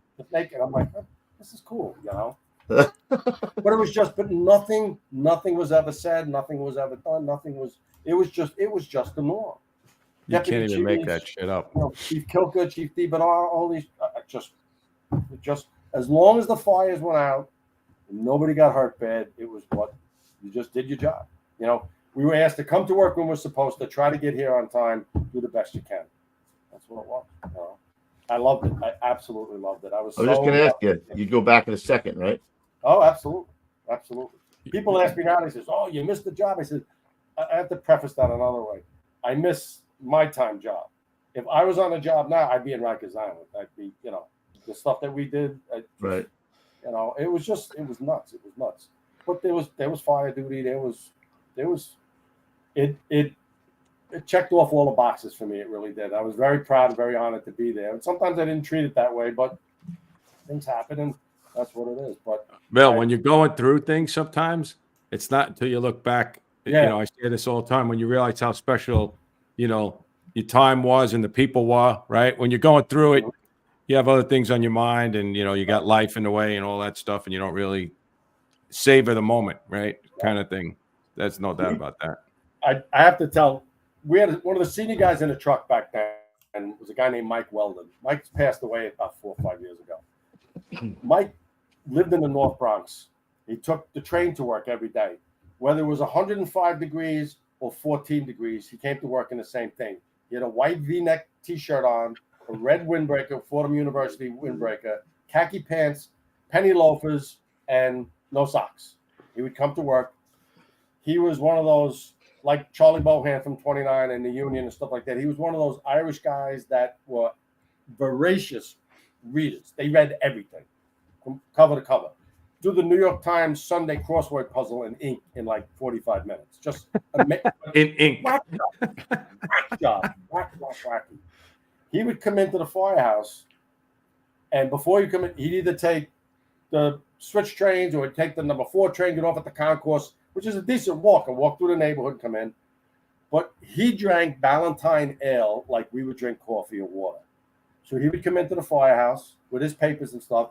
He had 2 quarts of Ballantine ale. He'd put them in the freezer, put the papers on the table. He'd go up to his locker, come down in his work clothes, which was a gray T-shirt, black shoes, no socks, and a pair of blue jeans. That was what he would wear. And he'd walk into the kitchen. If it was a day tour, the chief would be coming downstairs pouring a cup of coffee. He'd open up the freezer. He had an ice mug in the refrigerator. He'd pour a glass of Ballantine ale, put his hand on his hip, and would drink like this. Hey, Chief, how was your night? Did you get your ass kicked last night? Oh, Michael. Gee. And nobody said a word. Never saw the man drunk, but that's just the way he was. We'd sit at the house, watch and read, listen to classical music. I see him one day, he's reading Cosmopolitan magazine. I said, Michael, what are you reading Cosmo for? He says, Billy boy, let me tell you something. I live in a house with a wife, a mother-in-law. I have 4 daughters, a girl cat and a girl dog. He says, everything changes all the time. Real men might read Sports Illustrated or Outdoor Life. Smart men read Cosmo. That's great. So Mike was so laid back, and he was a character. We catch a tenement fire on 138th Street between Willis and Alexander Avenue. Going pretty good. I have the can with Joe Sullivan, who was a great senior fireman. Studied, I don't know how, he studied in a busy company, and he retired as a lieutenant. We're banging on the door. Now, Mike always had the OV. No matter what, he always had the OV. If he was assigned a roof, he would do the OV position. We just work around it. That's it. Always had the OV. So we're forcing the door, and we're there, and we're forcing the door. We're forcing the door. We're hitting it. All of a sudden, I hear from the inside, ow, oh, wait a minute, oh, ow, oh, oh, oh. What the frig? I'm getting ready. I'm off. It's coming in from the inside. Ready. I got a guy on fire coming out. The door from the inside opens up a crack. No mask, a helmet, a turnout coat, 1 tool, nothing else. Mike Weldon slides between the crack of the door, comes out, like snot hanging out of his nose, his eyebrows are singed. He goes, holy crap, don't go in there. It's going like fast. Closes the door, and down the stairs he goes. I'm looking at the door's locked again. Don't go in there. right? So 2, 3, 5 years later, we catch another fire. Dennis Callipy is the lieutenant. Mike again has the OV. Good job. Couple apartments gone. So the fire's pretty much out. So it was before the Can Man and the Irons had radios. Everybody didn't have radios. Anyway, Callipy, the whole fire is gone. 17 to 17 OV, nothing. 17 to 17 OV, nothing. No answer. So now the fire's out. We're all hanging out over the rigs. And Johnson, we were just talking about it Saturday. He was sitting there too. I heard the whole thing. So Mike Weldon comes out. He's shaking hands with everybody, talking. How you been? How's the kids? All that stuff. All the other companies. So Dennis Callipy goes over and says, Michael, did you leave your radio in the firehouse? Well, I got my radio here. She says, did you have your radio on, Mike? I've been calling you the whole fire. Yeah, I had the radio on. I heard you. Mike, if you had your radio and you had your radio on, how come you didn't answer me when I was calling you? Mike says, I didn't like your tone of voice. It just walked. that was Mike Weldon. That was but that's what, and nothing was ever said. That was just it. Mike. Oh my God! I didn't like your tone of voice. I didn't like your tone of voice. We got that, Gons. That was tone is all wrong. Your tone. Yeah, it's kind of linked. Was it something like this? Was it something like this? Hey! You're talking to my guy all wrong. It's the wrong tone. It's the wrong Do it again. tone. I'll stab you in the face with a soldering iron. It's the wrong tone. The wrong tone. But that's what it was, But you could. It was. But when it came to fire duty, everybody was there. It was insane. I looked at 83 and 29. There was some characters over there that was just unbelievable. 29 used to be a tower ladder, like 17. Everybody was tower ladders up there.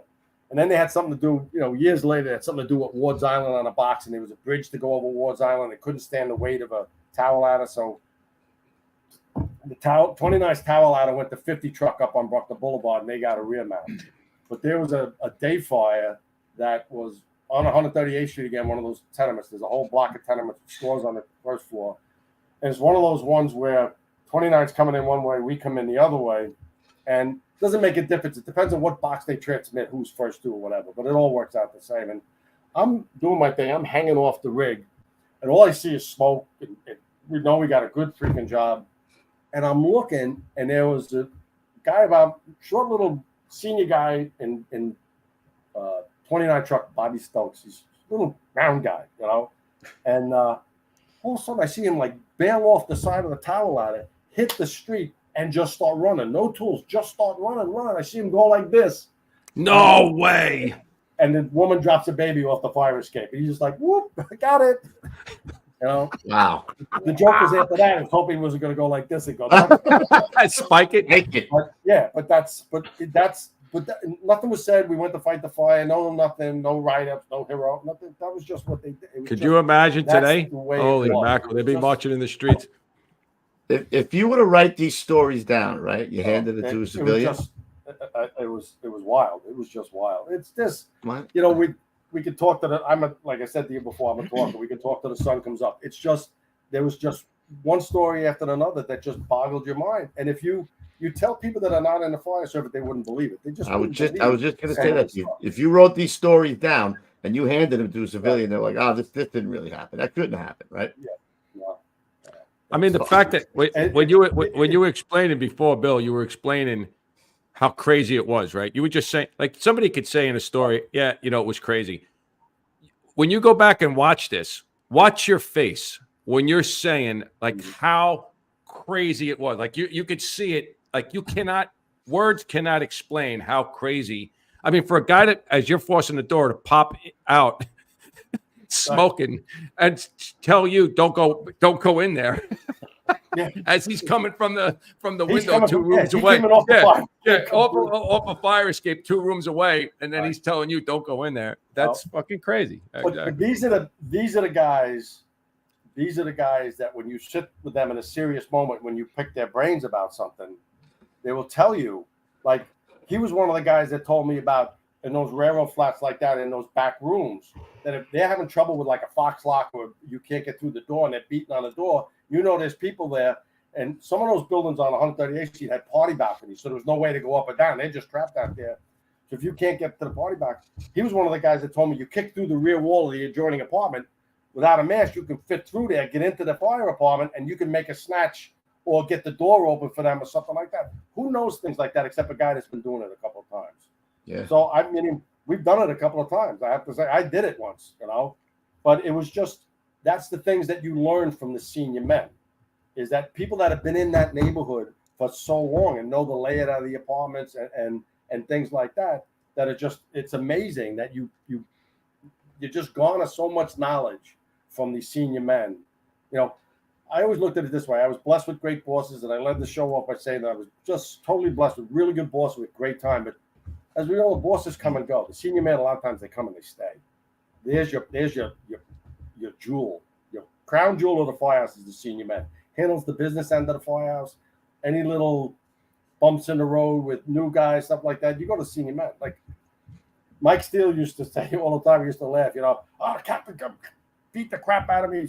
I'd rather have the captain kick the crap out of me than the senior man yell at me. He used to crumble. If the senior man didn't like what you did, you'd crumble, you'd fall apart. I did, because that's how much it meant to me. Yeah, you respected him. You wanted to make him proud.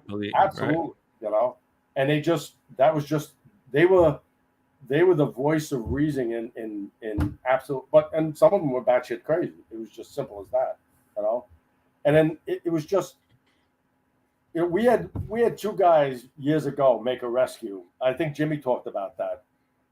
And, they didn't believe that they made a rescue. They hung on to each other, hanging over the parapet to bring people up like that. And they made them reenact it. And they went and they did it. They made them reenact it. Can you imagine? Reenact it because they didn't believe it. And they went and they did it. You don't believe me, Chief? Screw you. This is what we did. And the guy's like, now I believe you. That's just the way. That's the craziness that it was. That's just. But I don't think some of that shit ain't going on anymore today. Those things. No, but they were just tough. They were tough guys. But that's also why there wasn't a whole lot of multiple alarms. Like if you heard a fifth alarm, that was like the block was burning, and it was just store after store after store. But what's now? I mean, I would see things on the news and stuff like that, and I'd call up Danny and I'm like, Sparky, what's up with? How come everything's like a third or a fourth? And I mean, there's more companies on the old hands than we had ever. That's the way it is, Billy. That's the way it is now. It's just, I guess it's different times that I'm not used to. But, it's just. Well, you had said it before too, Bill. Like, you guys second engine split two lines, right? So you had 3 lines with 2 engines. Let's say maybe 4 lines. Now they got 2 full companies on one line. 2 engines on one. It's like it's crazy, but it is what it is. I guess. You think about that mindset.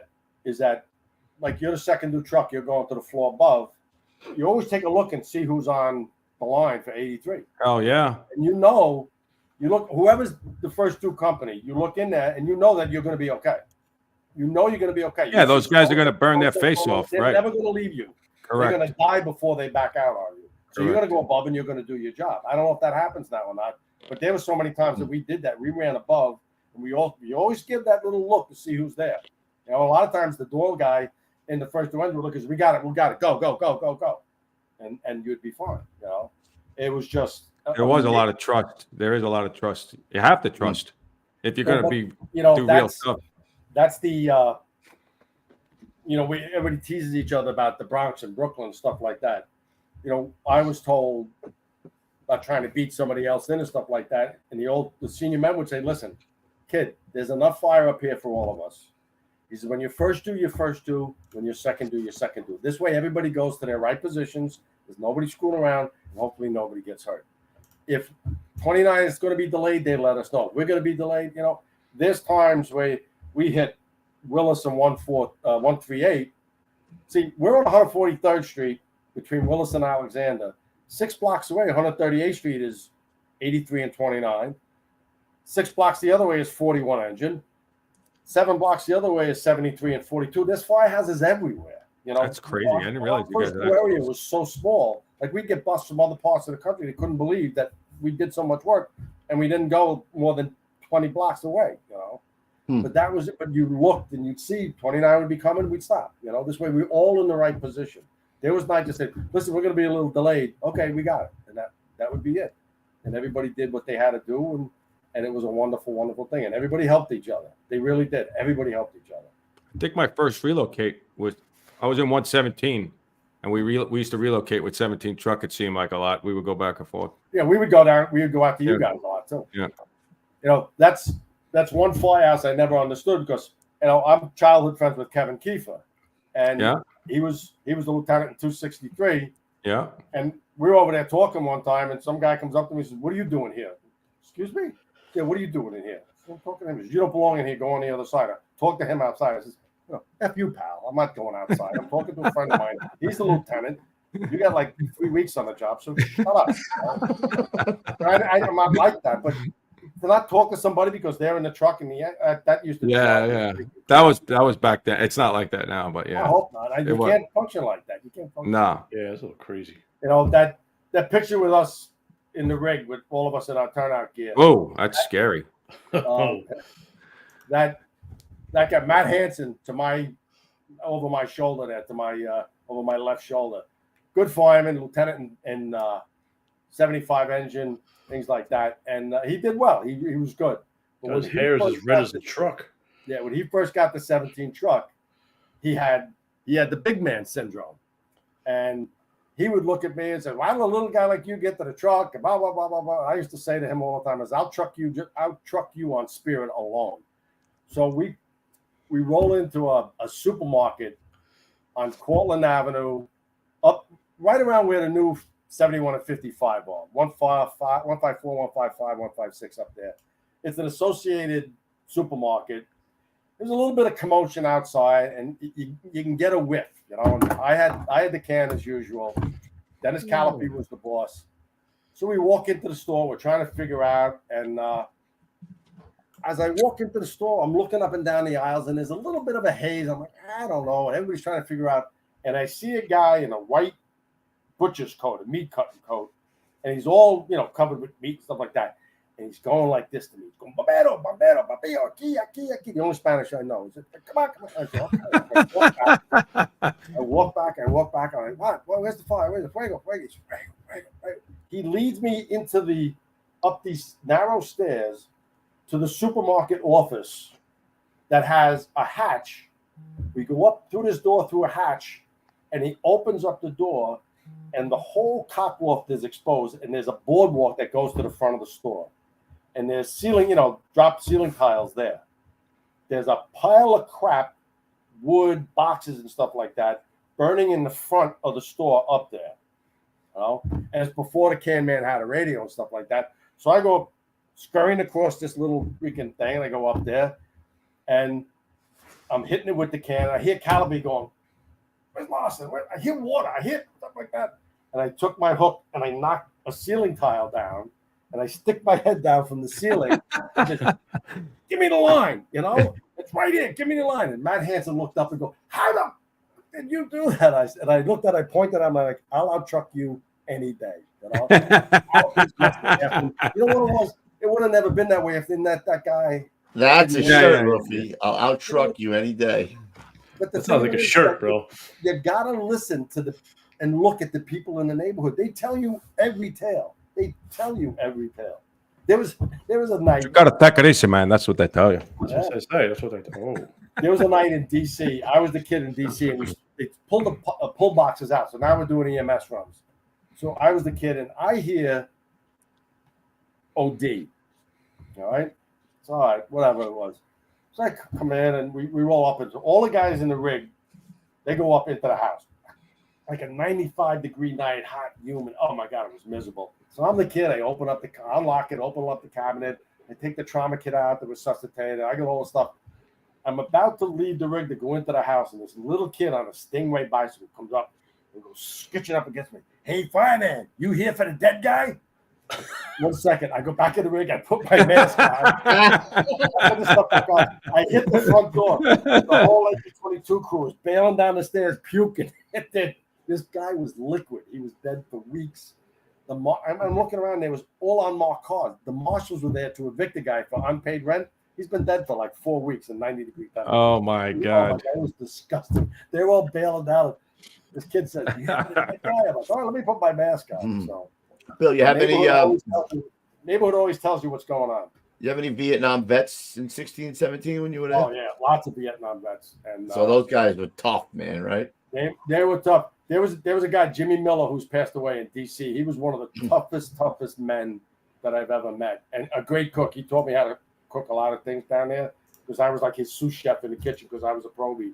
The one thing that Jimmy Miller used to flip him out was helicopters. He would hear a helicopter, he would just like lose it, shit. You know? Yeah. And he was a massive man and things like that, and he's passed away from what I heard. But he was the wagon driver in 22 engine. But in 60 and 17, in the truck you had Frank Trum. His nickname was Tugboat, and he earned that reputation. And Ray Weldon was another guy. We had a guy, Tom Cree, who when Tom Cree went on vacation, he'd go back into the jungles of Vietnam looking for people. He was certified. Really, really tough fireman. Yeah, nobody knows what happened to Tom Cree. And then the engine was John Raw was in there. The funny thing about that story is we were sitting around talking one night, and the Vietnam guys, the true guys that went to Vietnam and that were in Vietnam and did the deed in Vietnam, never talk about it unless they're in their cups. Not the guys that go like this and they never said a word until they were well into their cups, and then they would give a couple of blurbs and things like that. But we were sitting around at a party one night, and they were talking, and everybody was in their cups. And Frankie Trum and John Moore were telling stories. They were both in Vietnam at the same time. They were both in the Army. They were both in, like, forward mortar platoons and stuff like that. And they had Frankie Trum had a guy that was a real screw-up. And he got a chance. Frankie Trum was a platoon leader, had a chance to transfer him out, and he landed in John Raw's platoon. So they started talking about this guy. John Ross jumps up, throws shit off the table. You son of a bitch! And they jump up. What are you talking about? You sent that loser to me. He almost killed me. Like, what a small world. And then there was two guys. That's crazy. Yeah. Guy Schneider, who was one of the chauffeurs of 16, this guy, Bob Kenny. Bob Kenny was a Navy medic, and Guy Schneider was a welder fireman on an aircraft carrier. They were in the Vietnam era war time period. They were on the same aircraft carrier for the same amount of time and never met each other. Wow. So, how big that ship is. I was going to say, yeah. Jack Ryan, senior chauffeur of 17 truck, was another character. He was a Vietnam vet. He was a Marine. Tough, more people than I can remember, but tough guy and great. Frankie Trum was one of the strongest allies for 17 truck. He would protect the members all the time. We were going to a job one night. He was driving. Dennis Calapy was the boss. Poor Dennis, and still the open rig and stuff like that. And we come out of quarters, we make it right. It's a job, jumpers, loading up the box, all this stuff, all the typical height. And we just cross over 3rd Avenue, and the rig like jams on. We go flying forward, and we like screech into a stop. The rig's not even stopped. The driver's door opens up, and all I hear Dennis Calapy yelling, "No, Frankie, no!" And I look over, a bicycle goes flying off the side, and then a body goes flying off the side. He's crossing in front of us, and he puts his hands up for us to stop so he can cross with his bicycle. Frankie doesn't hit him, jumps and just throw him and the bicycle out. Oh my God, that was just. And, so none of these guys needed a safe space, is what you're saying, Bill? No safe spaces. But if we were doing something, Frankie was like the gatekeeper. If we were doing something that other companies wanted to weasel in, nobody weasel in. Frankie would stand at the door. Frankie had a way of just grinding his teeth. And everybody would go, okay, we're good. We're okay. This Danny writes it in his book and stuff like that. One of the rescues was the Cortland Avenue collapse. And after the collapse and training went down with 41 engine and all that nonsense. And we were down, Billy Welsh and I, Danny were down there, we're digging them out.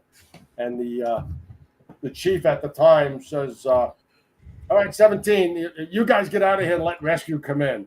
And I yelled up like, fuck you, I'm not leaving. We're getting this guy out. We're right here. We're in this thing. We're not getting out. Frankie Trum says, over my dead body. Like, put his body in front of the thing. He says, nobody's getting in there. My guys are getting them out, And that's what we did. But he did that all the time. You know, that's just the way he was. I'm not fucking leaving. What is that picture we have on Metal Day, Gons? Is that one? That's the Cortland job. Yeah, we made the grab. Billy Welsh and I got written up for that. I was telling Lou before that, Carlos Rivera is the commissioner putting the thing around my neck, and it's Chief DeMeo, right? So the mustache is there, and Billy Welsh and I went down the street, and we got the shamrock shaved into the back of our heads, and we had 60 and 17 shaved into the back of our heads. So as I took my hat off and leaned over, DeMeo leans in and says, "Giving you a medal, I should be hooking you up for that mustache and that haircut." I changed, and we went on from there. So yeah.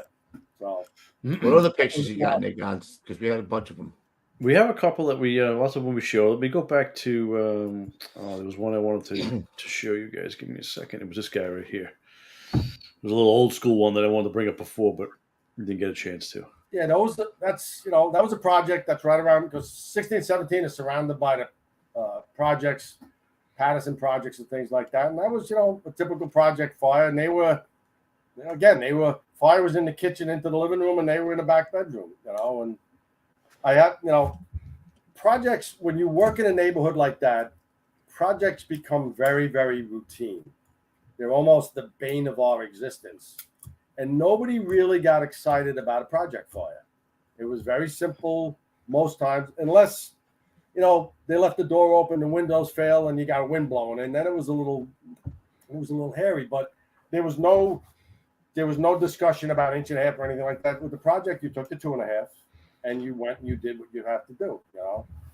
The projects were, I got myself in some hot water a lot of times with projects, because when bunker gear, I was not a fan of, will never be a fan of bunker gear. I just don't think, and I just, bunker gear should have been around when we were freezing our what's off in a towel out of our buckets when everything was vacant in the bar. We're up there with icicles hanging off of us, and we're freezing with water in our boots and stuff like that. Bunker gear would have been nice and cozy back then, but for companies with high rises and projects and stuff like that, it's ridiculous. So I was not a fan. I didn't wear it a lot, and I used to, jeans, a t-shirt, and work boots, and you could get up the stairs. And I used to have a chief that just say, "You got to wear your bunker gear." I said, "Well, who's going to get up there and give you the report? Who's going to find out what's going on? We'll send more people." But you're not understanding. Everybody's behind everybody.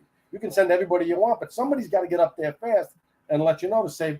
But anyway, but projects that's just what it is. It was a lot of work in project. There was a lot we learned a lot. There was a department order written when the project still had incinerators, especially around the holidays and stuff like that. They would pack the incinerators, and they'd light the fire. And then a lot of the paper with the draft, newspaper and anything, plastic bags especially, would get into the spark arrestor on the top of the chimney stack. So now if you have a 23-story project, 2.5 stories more is the top of the bulkhead for the stairs. The chimney came up there, and then another story was where there was a drop ladder, not a drop ladder, it was a wire rung ladder that would go up there. So the roof man in the companies there one of their tools to take would be a propane torch. We would take a Bernzomatic torch, like a plumber's torch, and the roof man would go up to the roof, climb on top of that, and burn the paper off the spark arrestor so the smoke could vent. And then we'd open up doors and stuff like that. That was SOP. That's what we used to do. One day, this guy, John Murphy, went up to do that. Murphy. And the ladder pulled, and he went down onto the roof. He was like sort of swinging over 23 stories up. So the days of burning the paper off were kind of over after that. But, it was some of the SOPs that we used to do, was we burn the paper off in the spark arrestor. A lot of incinerator fires. Yeah, and Christmas Eve, Christmas Day, Christmas night was horrible to work up there, because that's all you did. You did incinerator after incinerator, compactor after compactor fires. Oh my God. Compactor. Because none of the maintenance guys were working, and I don't know. It's just. I used to feel bad. Pull all that shit out of the compactor and leave it on a fucking, just walk away. Like, yeah. I mean, it was just horrible. you pull it out and you're hoping that they had a house line down there where you didn't have to stretch a line down there, and that's what we would do.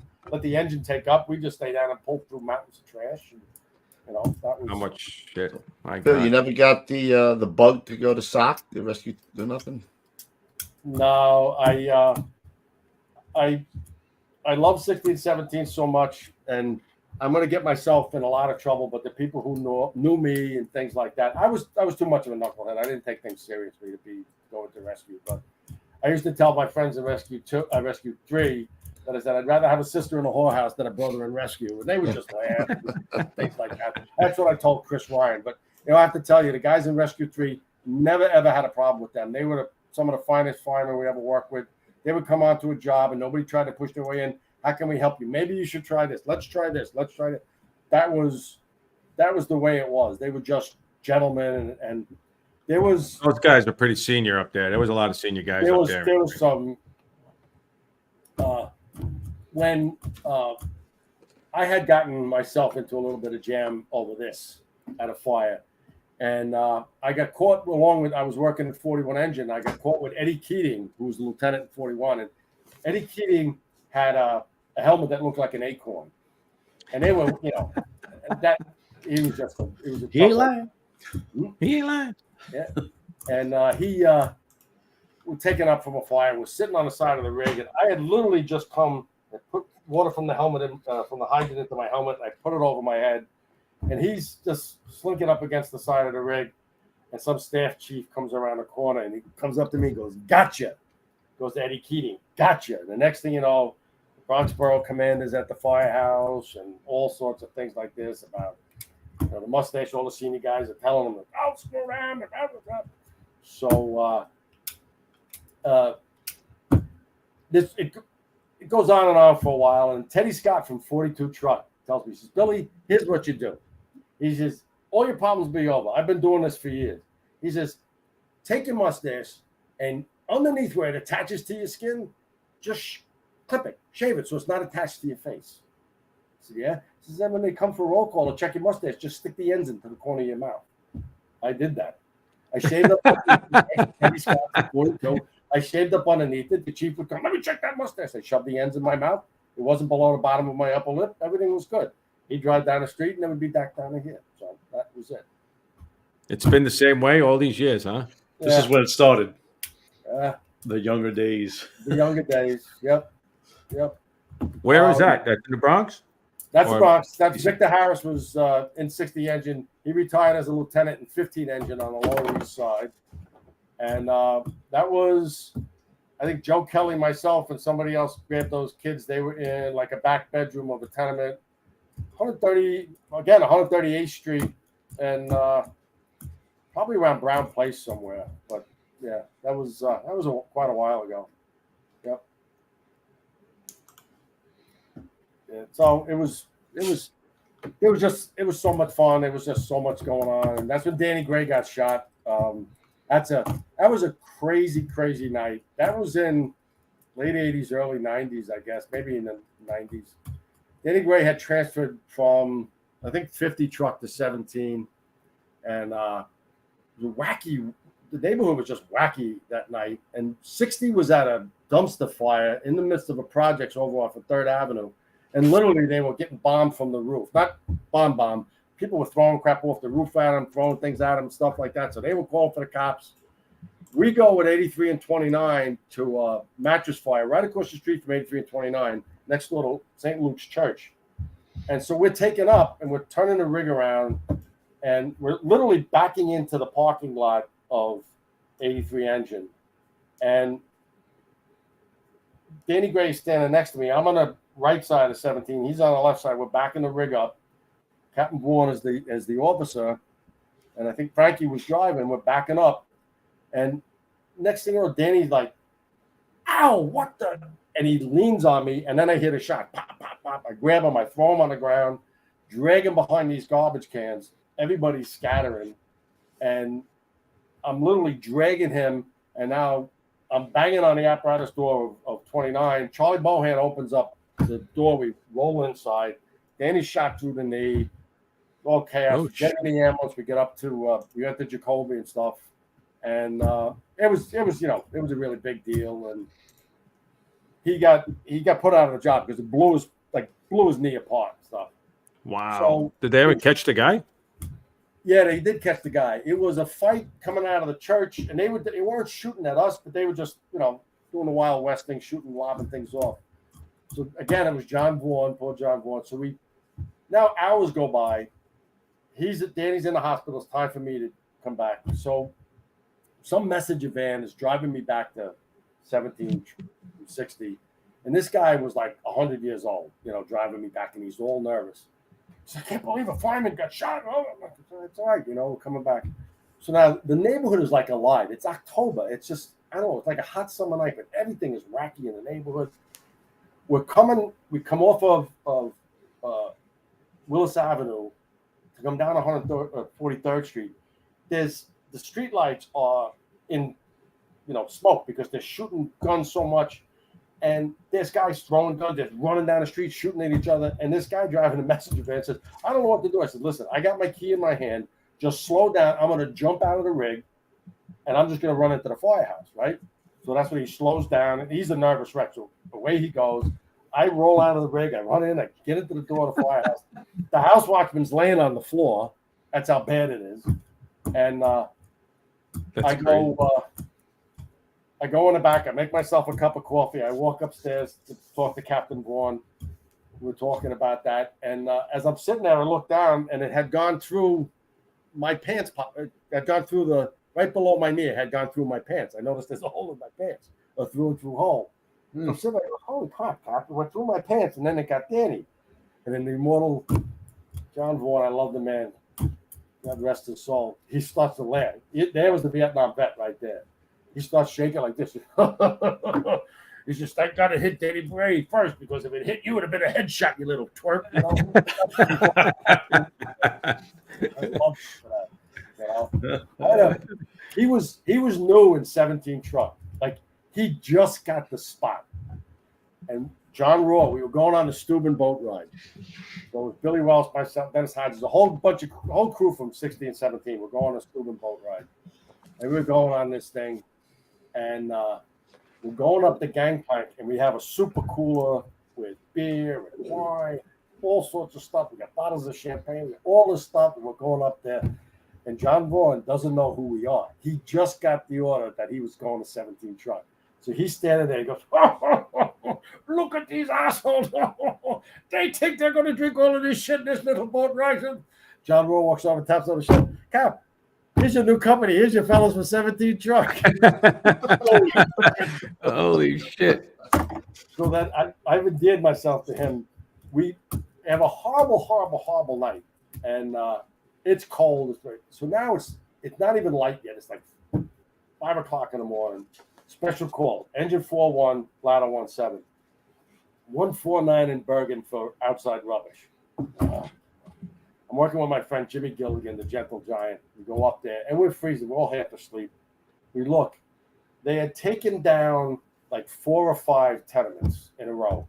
There's a big pile of tenement sitting in this vacant lot that's fenced in. And it's burning. Top to bottom, it's burning. We're going to be there for hours. We're not calling for extra help because it's a rubbish fire. 41 takes a hydrant, puts in. They're hitting it with a deck gun. We're tired of stuff. And they're with a hook and a halligan. They're pulling this 4 buildings apart with a hook and a halligan. So I'm like, this, I'm looking around. Ward doesn't know me all that well. So I'm looking, I said, this is a construction site. There got to be something. I'm a farmer. I know how to do this. No way. Don't even tell me. I see a freaking payload. I'm like, all right, this place is locked up. The keys are in here. These guys are union guys. There's a key in here. So I climb up in this freaking payload. I'm looking around. Sure enough, underneath the mat, there's the keys. Whoop, fire it up. Runs. I get the controls. Boop, boop, boop. I come around the corner with this payload. He sees me, and he sees his pension like evaporating in front of me. Going down the shitter. No fucking way, Lawson. No fucking way. I says, Cap, there's 2 ways to look at this. We could be here all night pulling with a fucking halligan, or we can be out of here in an hour if I move this shit around. He goes, I'm going to the rig. Do what you got to do.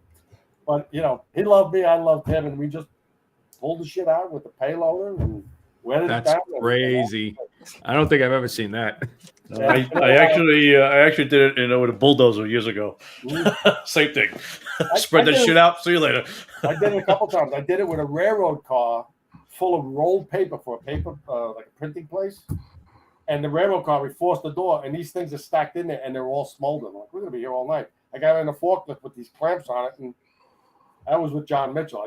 We did that. That's crazy. We were the same place where this railroad yard is. There was, we used to go down there for drill. So we're down there on a Sunday morning for drill. Again, before John Vaughan was working, he was the captain. We're there. We go over the saws. We're doing this. We're doing that, stuff like that. So Jimmy Gilligan, again, is there. Gilligan loved trains. He loves trains. There's a diesel locomotive parked in the yard. He looks at me and goes, Farmer, let's go. Let's see. Farmer. Let's see if we're going to go. Let's see it go. So we go over, and we're trying to start this diesel train engine. We're going to drive this thing. I don't care if we go 2 feet. We're going to drive this thing. Ford's going, you assholes, get out of that. He's yelling at us. We never did get it started, but it was just, but that's just I loved it up there. I absolutely loved it up there. So it was just so much fun. And we did a lot of work, and there was a lot of scary things. There was a lot of good things, but I think you might have out-trucked that guy again with the backhoe thing. You know what it is? I don't care how big or small you are. It's just how the spirit you have. It doesn't. I was taught that a long time ago. It's the spirit that you have. My father. I keep going back to my father. My father always said two things: do your job and a little bit more, and you'll always be okay. And what other people say and think about you is none of your damn business. I'm almost 70 years old. A couple of months, I'll be 70. I've lived by that my whole life. Your father sounds like a really fucking smart, cool guy, man. My father was a smart dude. He was a good guy. He really was a good guy. And I'll tell you another fire with him. All us young guys were in the volleys and stuff. We always hung around the fire. Jimmy Johnson, myself, a bunch of guys. We always hung around the firehouse. We always wanted to be in the first two rig out the door. We're sitting around one night. We get a house fire. It's not far from my childhood home. I'm not living home anymore. I'm living in an apartment. I moved out early. Not for any reason. I just wanted to be on my own. So we get there. I'm crawling into this fire. And we got like a back room going. So in the volleys, that was a good job. We got a back room going. So I'm crawling. There's a little steam coming. I said, these people have sprinklers or something like that. So I walk and I'm searching. I'm feeling.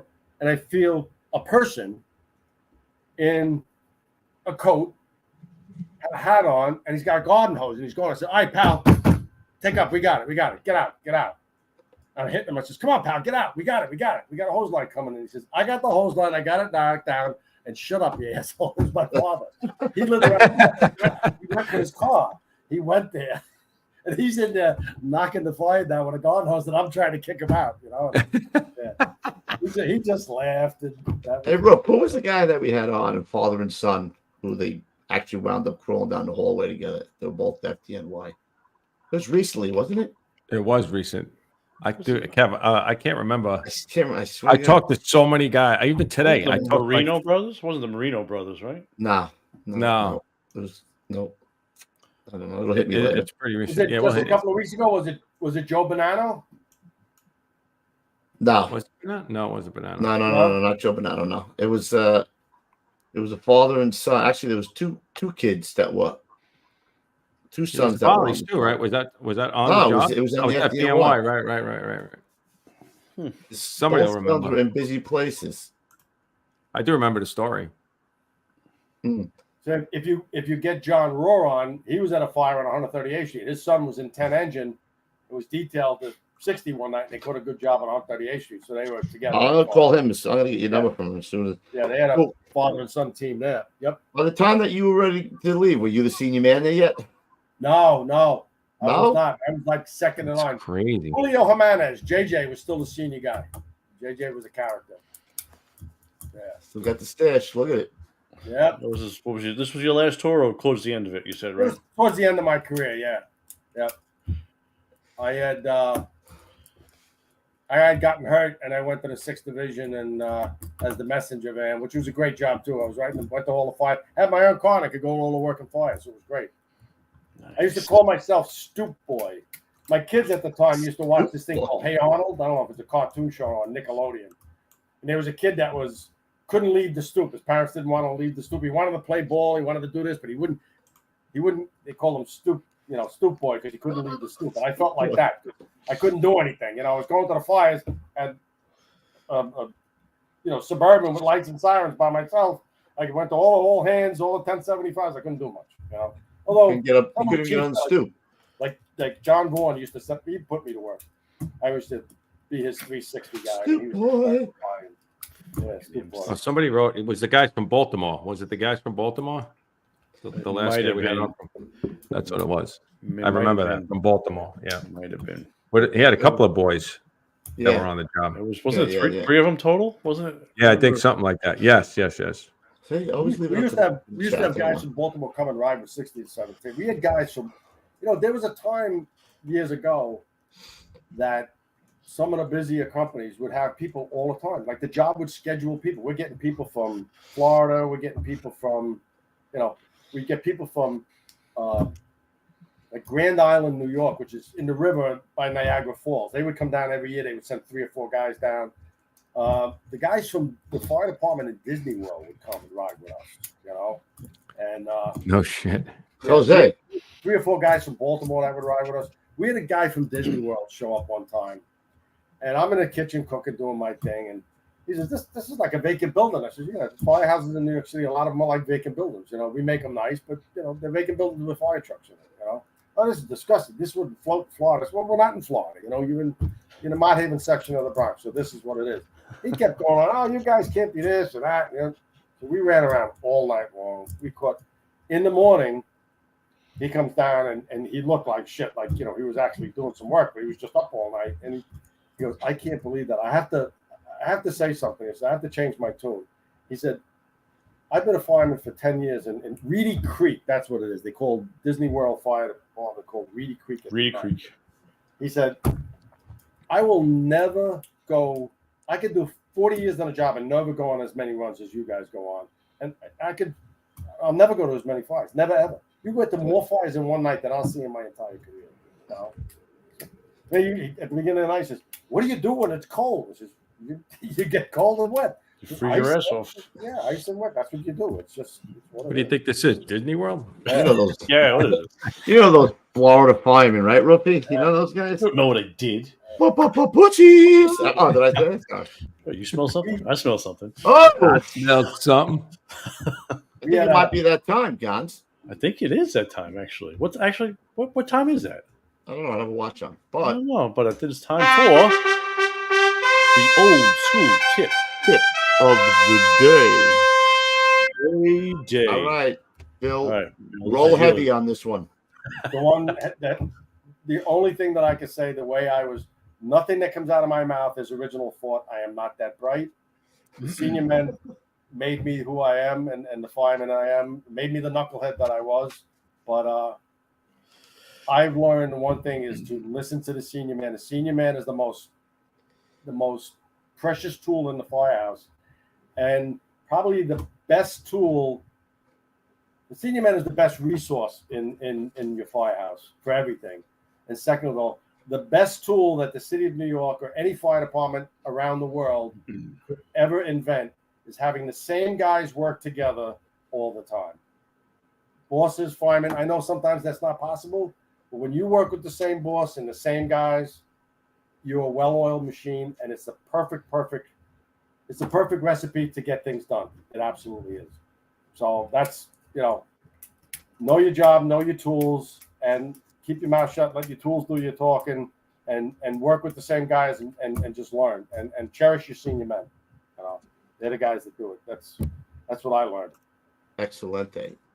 You know what I like? I like a guy who spends his whole time as a fireman. There's nothing wrong with that. You know what I'm saying, guys? No, there's nothing. Nope. There's no disrespect with that stuff. Can I have time for one more story about? Yeah, sure, bro. There's so many stories. Like I said, I could talk to the morning the sun comes up.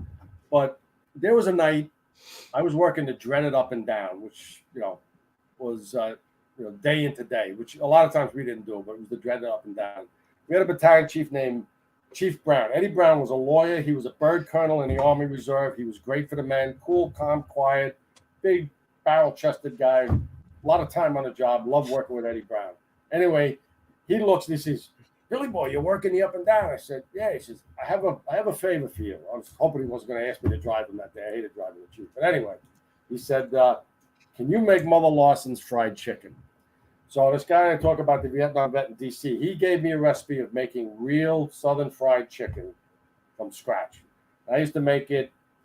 We had a big deep fryer in the kitchen. I would change the grease out and make it. Then I made, Southern greens. I made homemade baked beans, cornbread. But it took a lot to make. It was a long time, a lot of time in the kitchen. So Chief Brown wasn't afraid of pretty much anything. So we had it for that night because he wanted this chicken so bad. He assigned a second roof man. So 17 had 2 roof men. So you know what that meant? I got You the stayed flyers. back. I got to stay back. Right.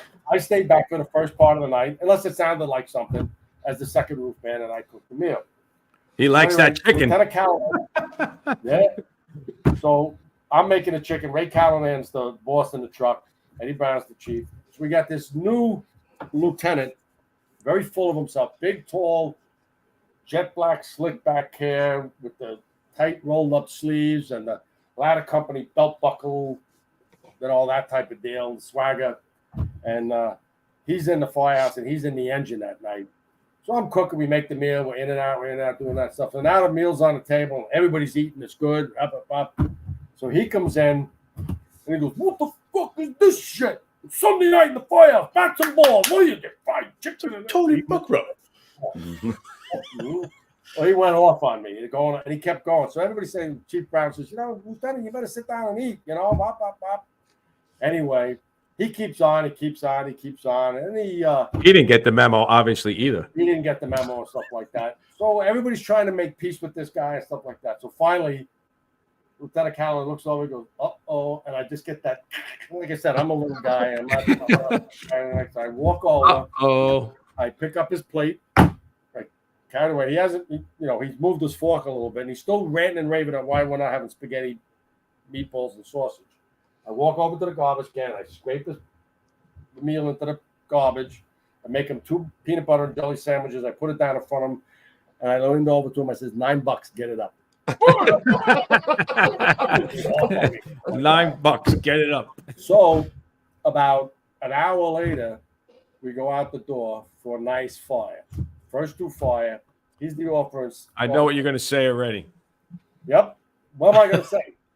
The flashlight didn't even come down the hallway. Not nowhere to be found. Nowhere to be found. Nowhere to be found. All right. So then he gets to talking to and stuff like that. About a week later, there's a section. It's actually 83 and 29's first due area. And there's been a lot of fires over there. The box is 2180. It's Beekman and Oak. Nasty block. And what people don't understand that there's a bunch of buildings in that area on 141st Street, 140th Street, stuff like that. A little cul-de-sac in there. That in the first wave of fires, they were all vacant and they were renovated with federal money. I know in Brooklyn they had a bunch of them too. I think down by 120 and 175, they redid them with federal money. So they were a totally different thing. There's no New York City codes. The fire. You could take and go into the first floor apartment bathroom, pull the medicine chest out, and look up and see the cock loft. All right. So we pull up. 29's a towel ladder. We're a towel ladder. So they loaded up the box because they were getting phone calls and stuff like that. So 42 truck comes in. They get their aerial up. So they're trying to set towel ladders up. I got the roof. This guy's working in 83 engine, the same swarthy Brooklyn guy. Anyway, he's working an 83 engine. So I'm going to 42 truck because Patty Guinan is yelling, "Billy, come down here. I got the aerial up." The aerial's a lot faster than going with a towel ladder. So I throw a saw on my shoulder with my Halligan, and I go flying up there. He's yelling at me, "What are you, fucking asshole? Fire's on the first floor. You're taking a saw to the roof." I said, "We'll talk about it later," and stuff like that. And he's screaming at me. He's not going in with his first new company, but he's yelling at me. He goes, "I'm the chicken guy." The chicken guy. Uh-oh. We lost him right now at the punch. Oh, come on. Oh, Chicken story. let me see if he comes back. And There you go. Let's see what happens. Reset you. Are you We still still there? missed the Yeah. punchline. But we never saw the man afterwards. Never saw the man. Oh, that back was in the chicken 60s guy. after that. The chicken guy. That was the chicken guy. Yeah, but he had no idea. Rather than keep your mouth shut and learn from something, he had no idea what those buildings are like. You He gotta definitely didn't get the understand. memo. Yeah. he Wait, didn't- one more story we got to talk about. Somebody wants to know about the Stevie story. Oh, that's probably Johnson. I had yeah, so many yeah. stories when we before. Stevie. So we have a covering officer in 17 truck. The rig is the open rig. It seems to Stevie be a was our reoccurring dog. theme. The covering Right. officer fucking up. So these poor bastards. Oh my God. I'm sure a lot of them have drinking problems now from us. But anyway, Stevie was a little mutt dog that we had. And we nicknamed him Stevie Wonder because he was black and he was blind. But he was with us for a while. He would crawl into the fire with us. He went everywhere with us. So JJ's driving, covering officer, we're in the back, cold night. Stevie rode up on the turntable of the tower ladder all the time. We'd go up there. He would actually keep the kids off. When the kids always used to jump on the rigs when we pulled up to a fire, the kids it would be a jungle gym set, basically. So anyway, Stevie would keep the kids off barking and stuff like that. So, and he was a filthy dog, so nobody wanted to touch him. So we're going out, and now we're special call, fire out the windows, people jumping, people on the fire escape and stuff like that. So we come out of quarters, we make a hard right. Then we got to make this like dog leg going around this traffic island around 3rd Avenue to go across. We're going to Harlem, right? So we go this way and this way. All of a sudden, Stevie goes right off the rig. So we yell into the front. No way. Stop. Stevie fell off the rig. JJ, fuck him. We'll get him on the way back. I looked, the covered office like this. I could see the blood draining out of his face. This guy goes, stop. No, Lou. Stevie's the dog. And I go, oh my God, he had his head down on the dashboard. Scared the crap out of him. Oh, yeah. Stevie make it? Oh, Stevie was back. The sad part about Stevie, he was with us for quite a few more years after that. And then somebody decided, one of the new kids decided that Stevie was suffering during the summertime, so they decided to shave him. Stevie used to walk the neighborhood, walk into the bodega or stuff like that. Everybody knew who he was. He was Stevie the fire dog. So now this mutt comes in the door that's shaved. Nobody recognized him. And they kicked him out of the store, and he ran out in the street and got hit by a car. And everybody was distraught. But, we had a line of duty funeral for him.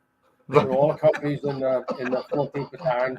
We had built a side yard. We had blown through the wall of the firehouse and built a yard with a barbecue pit and horseshoe pits and stuff like that. That's a whole nother story. But anyway, we buried him in the yard in a Budweiser box, which was very appropriate. But Stevie was Which was very appropriate. God bless Stevie. Stevie was a good dog. There's so many stories that We'll have to have you out for round 2, man. We've done We'll it get him on before. truck ops or something. We'll do something with him. Yeah, for sure. Don't forget your FRC ad.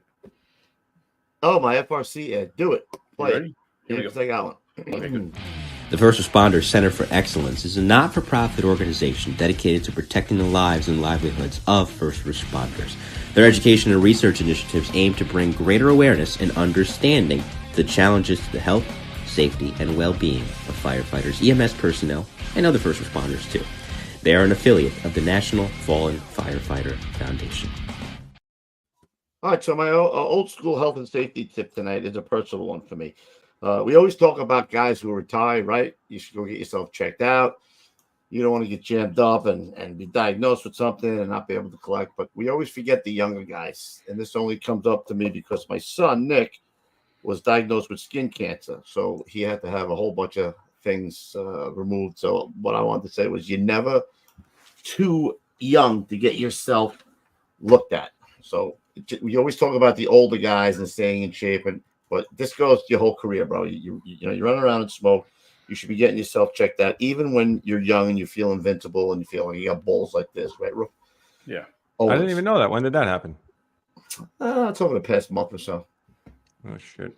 All right. So, all right. So you got a shout out, right, Roof? I do. God, you got my picture?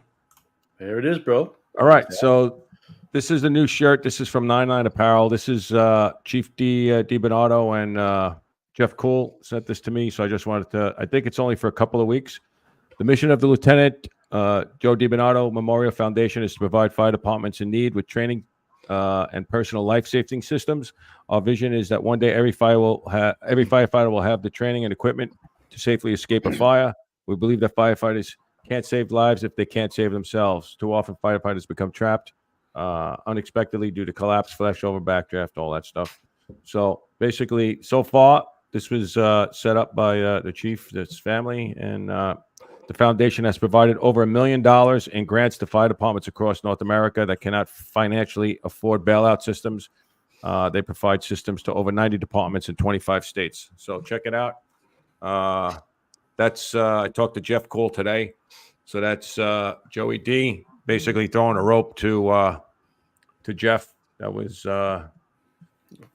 Black Sunday. Black Sunday, Joe. Black Sunday. Yep. All right, and throw out my quick. We have Chief Danny Sheridan sent me this. Guys should really get on this and start donating. Oh, yeah. Give me 1 second, my friend. I'm going to actually share the screen here. All right. There you go. There you go. Friends of Firefighters with Nancy Carbone. We're going to be doing something with her soon. What's the place where you go to donate, Gons? Donate is actually, I'll send you, I'll put it's givebutter.com. Givebutter.com. Give butter. I'll put that in the chat for everybody. Excellent. Yes. I'm trying to raise money for a good cause. There he is. There's Danny Sheridan. There it is. Got a little something. Sparky. Yes. And Sparky's coming on the show soon. We're going to send him some dates. So. All right. So who do we have on Thursday, Ruffy? We have Dennis, the third generation black firefighters. Haggart, Dennis Haggart. He's his father was on the job.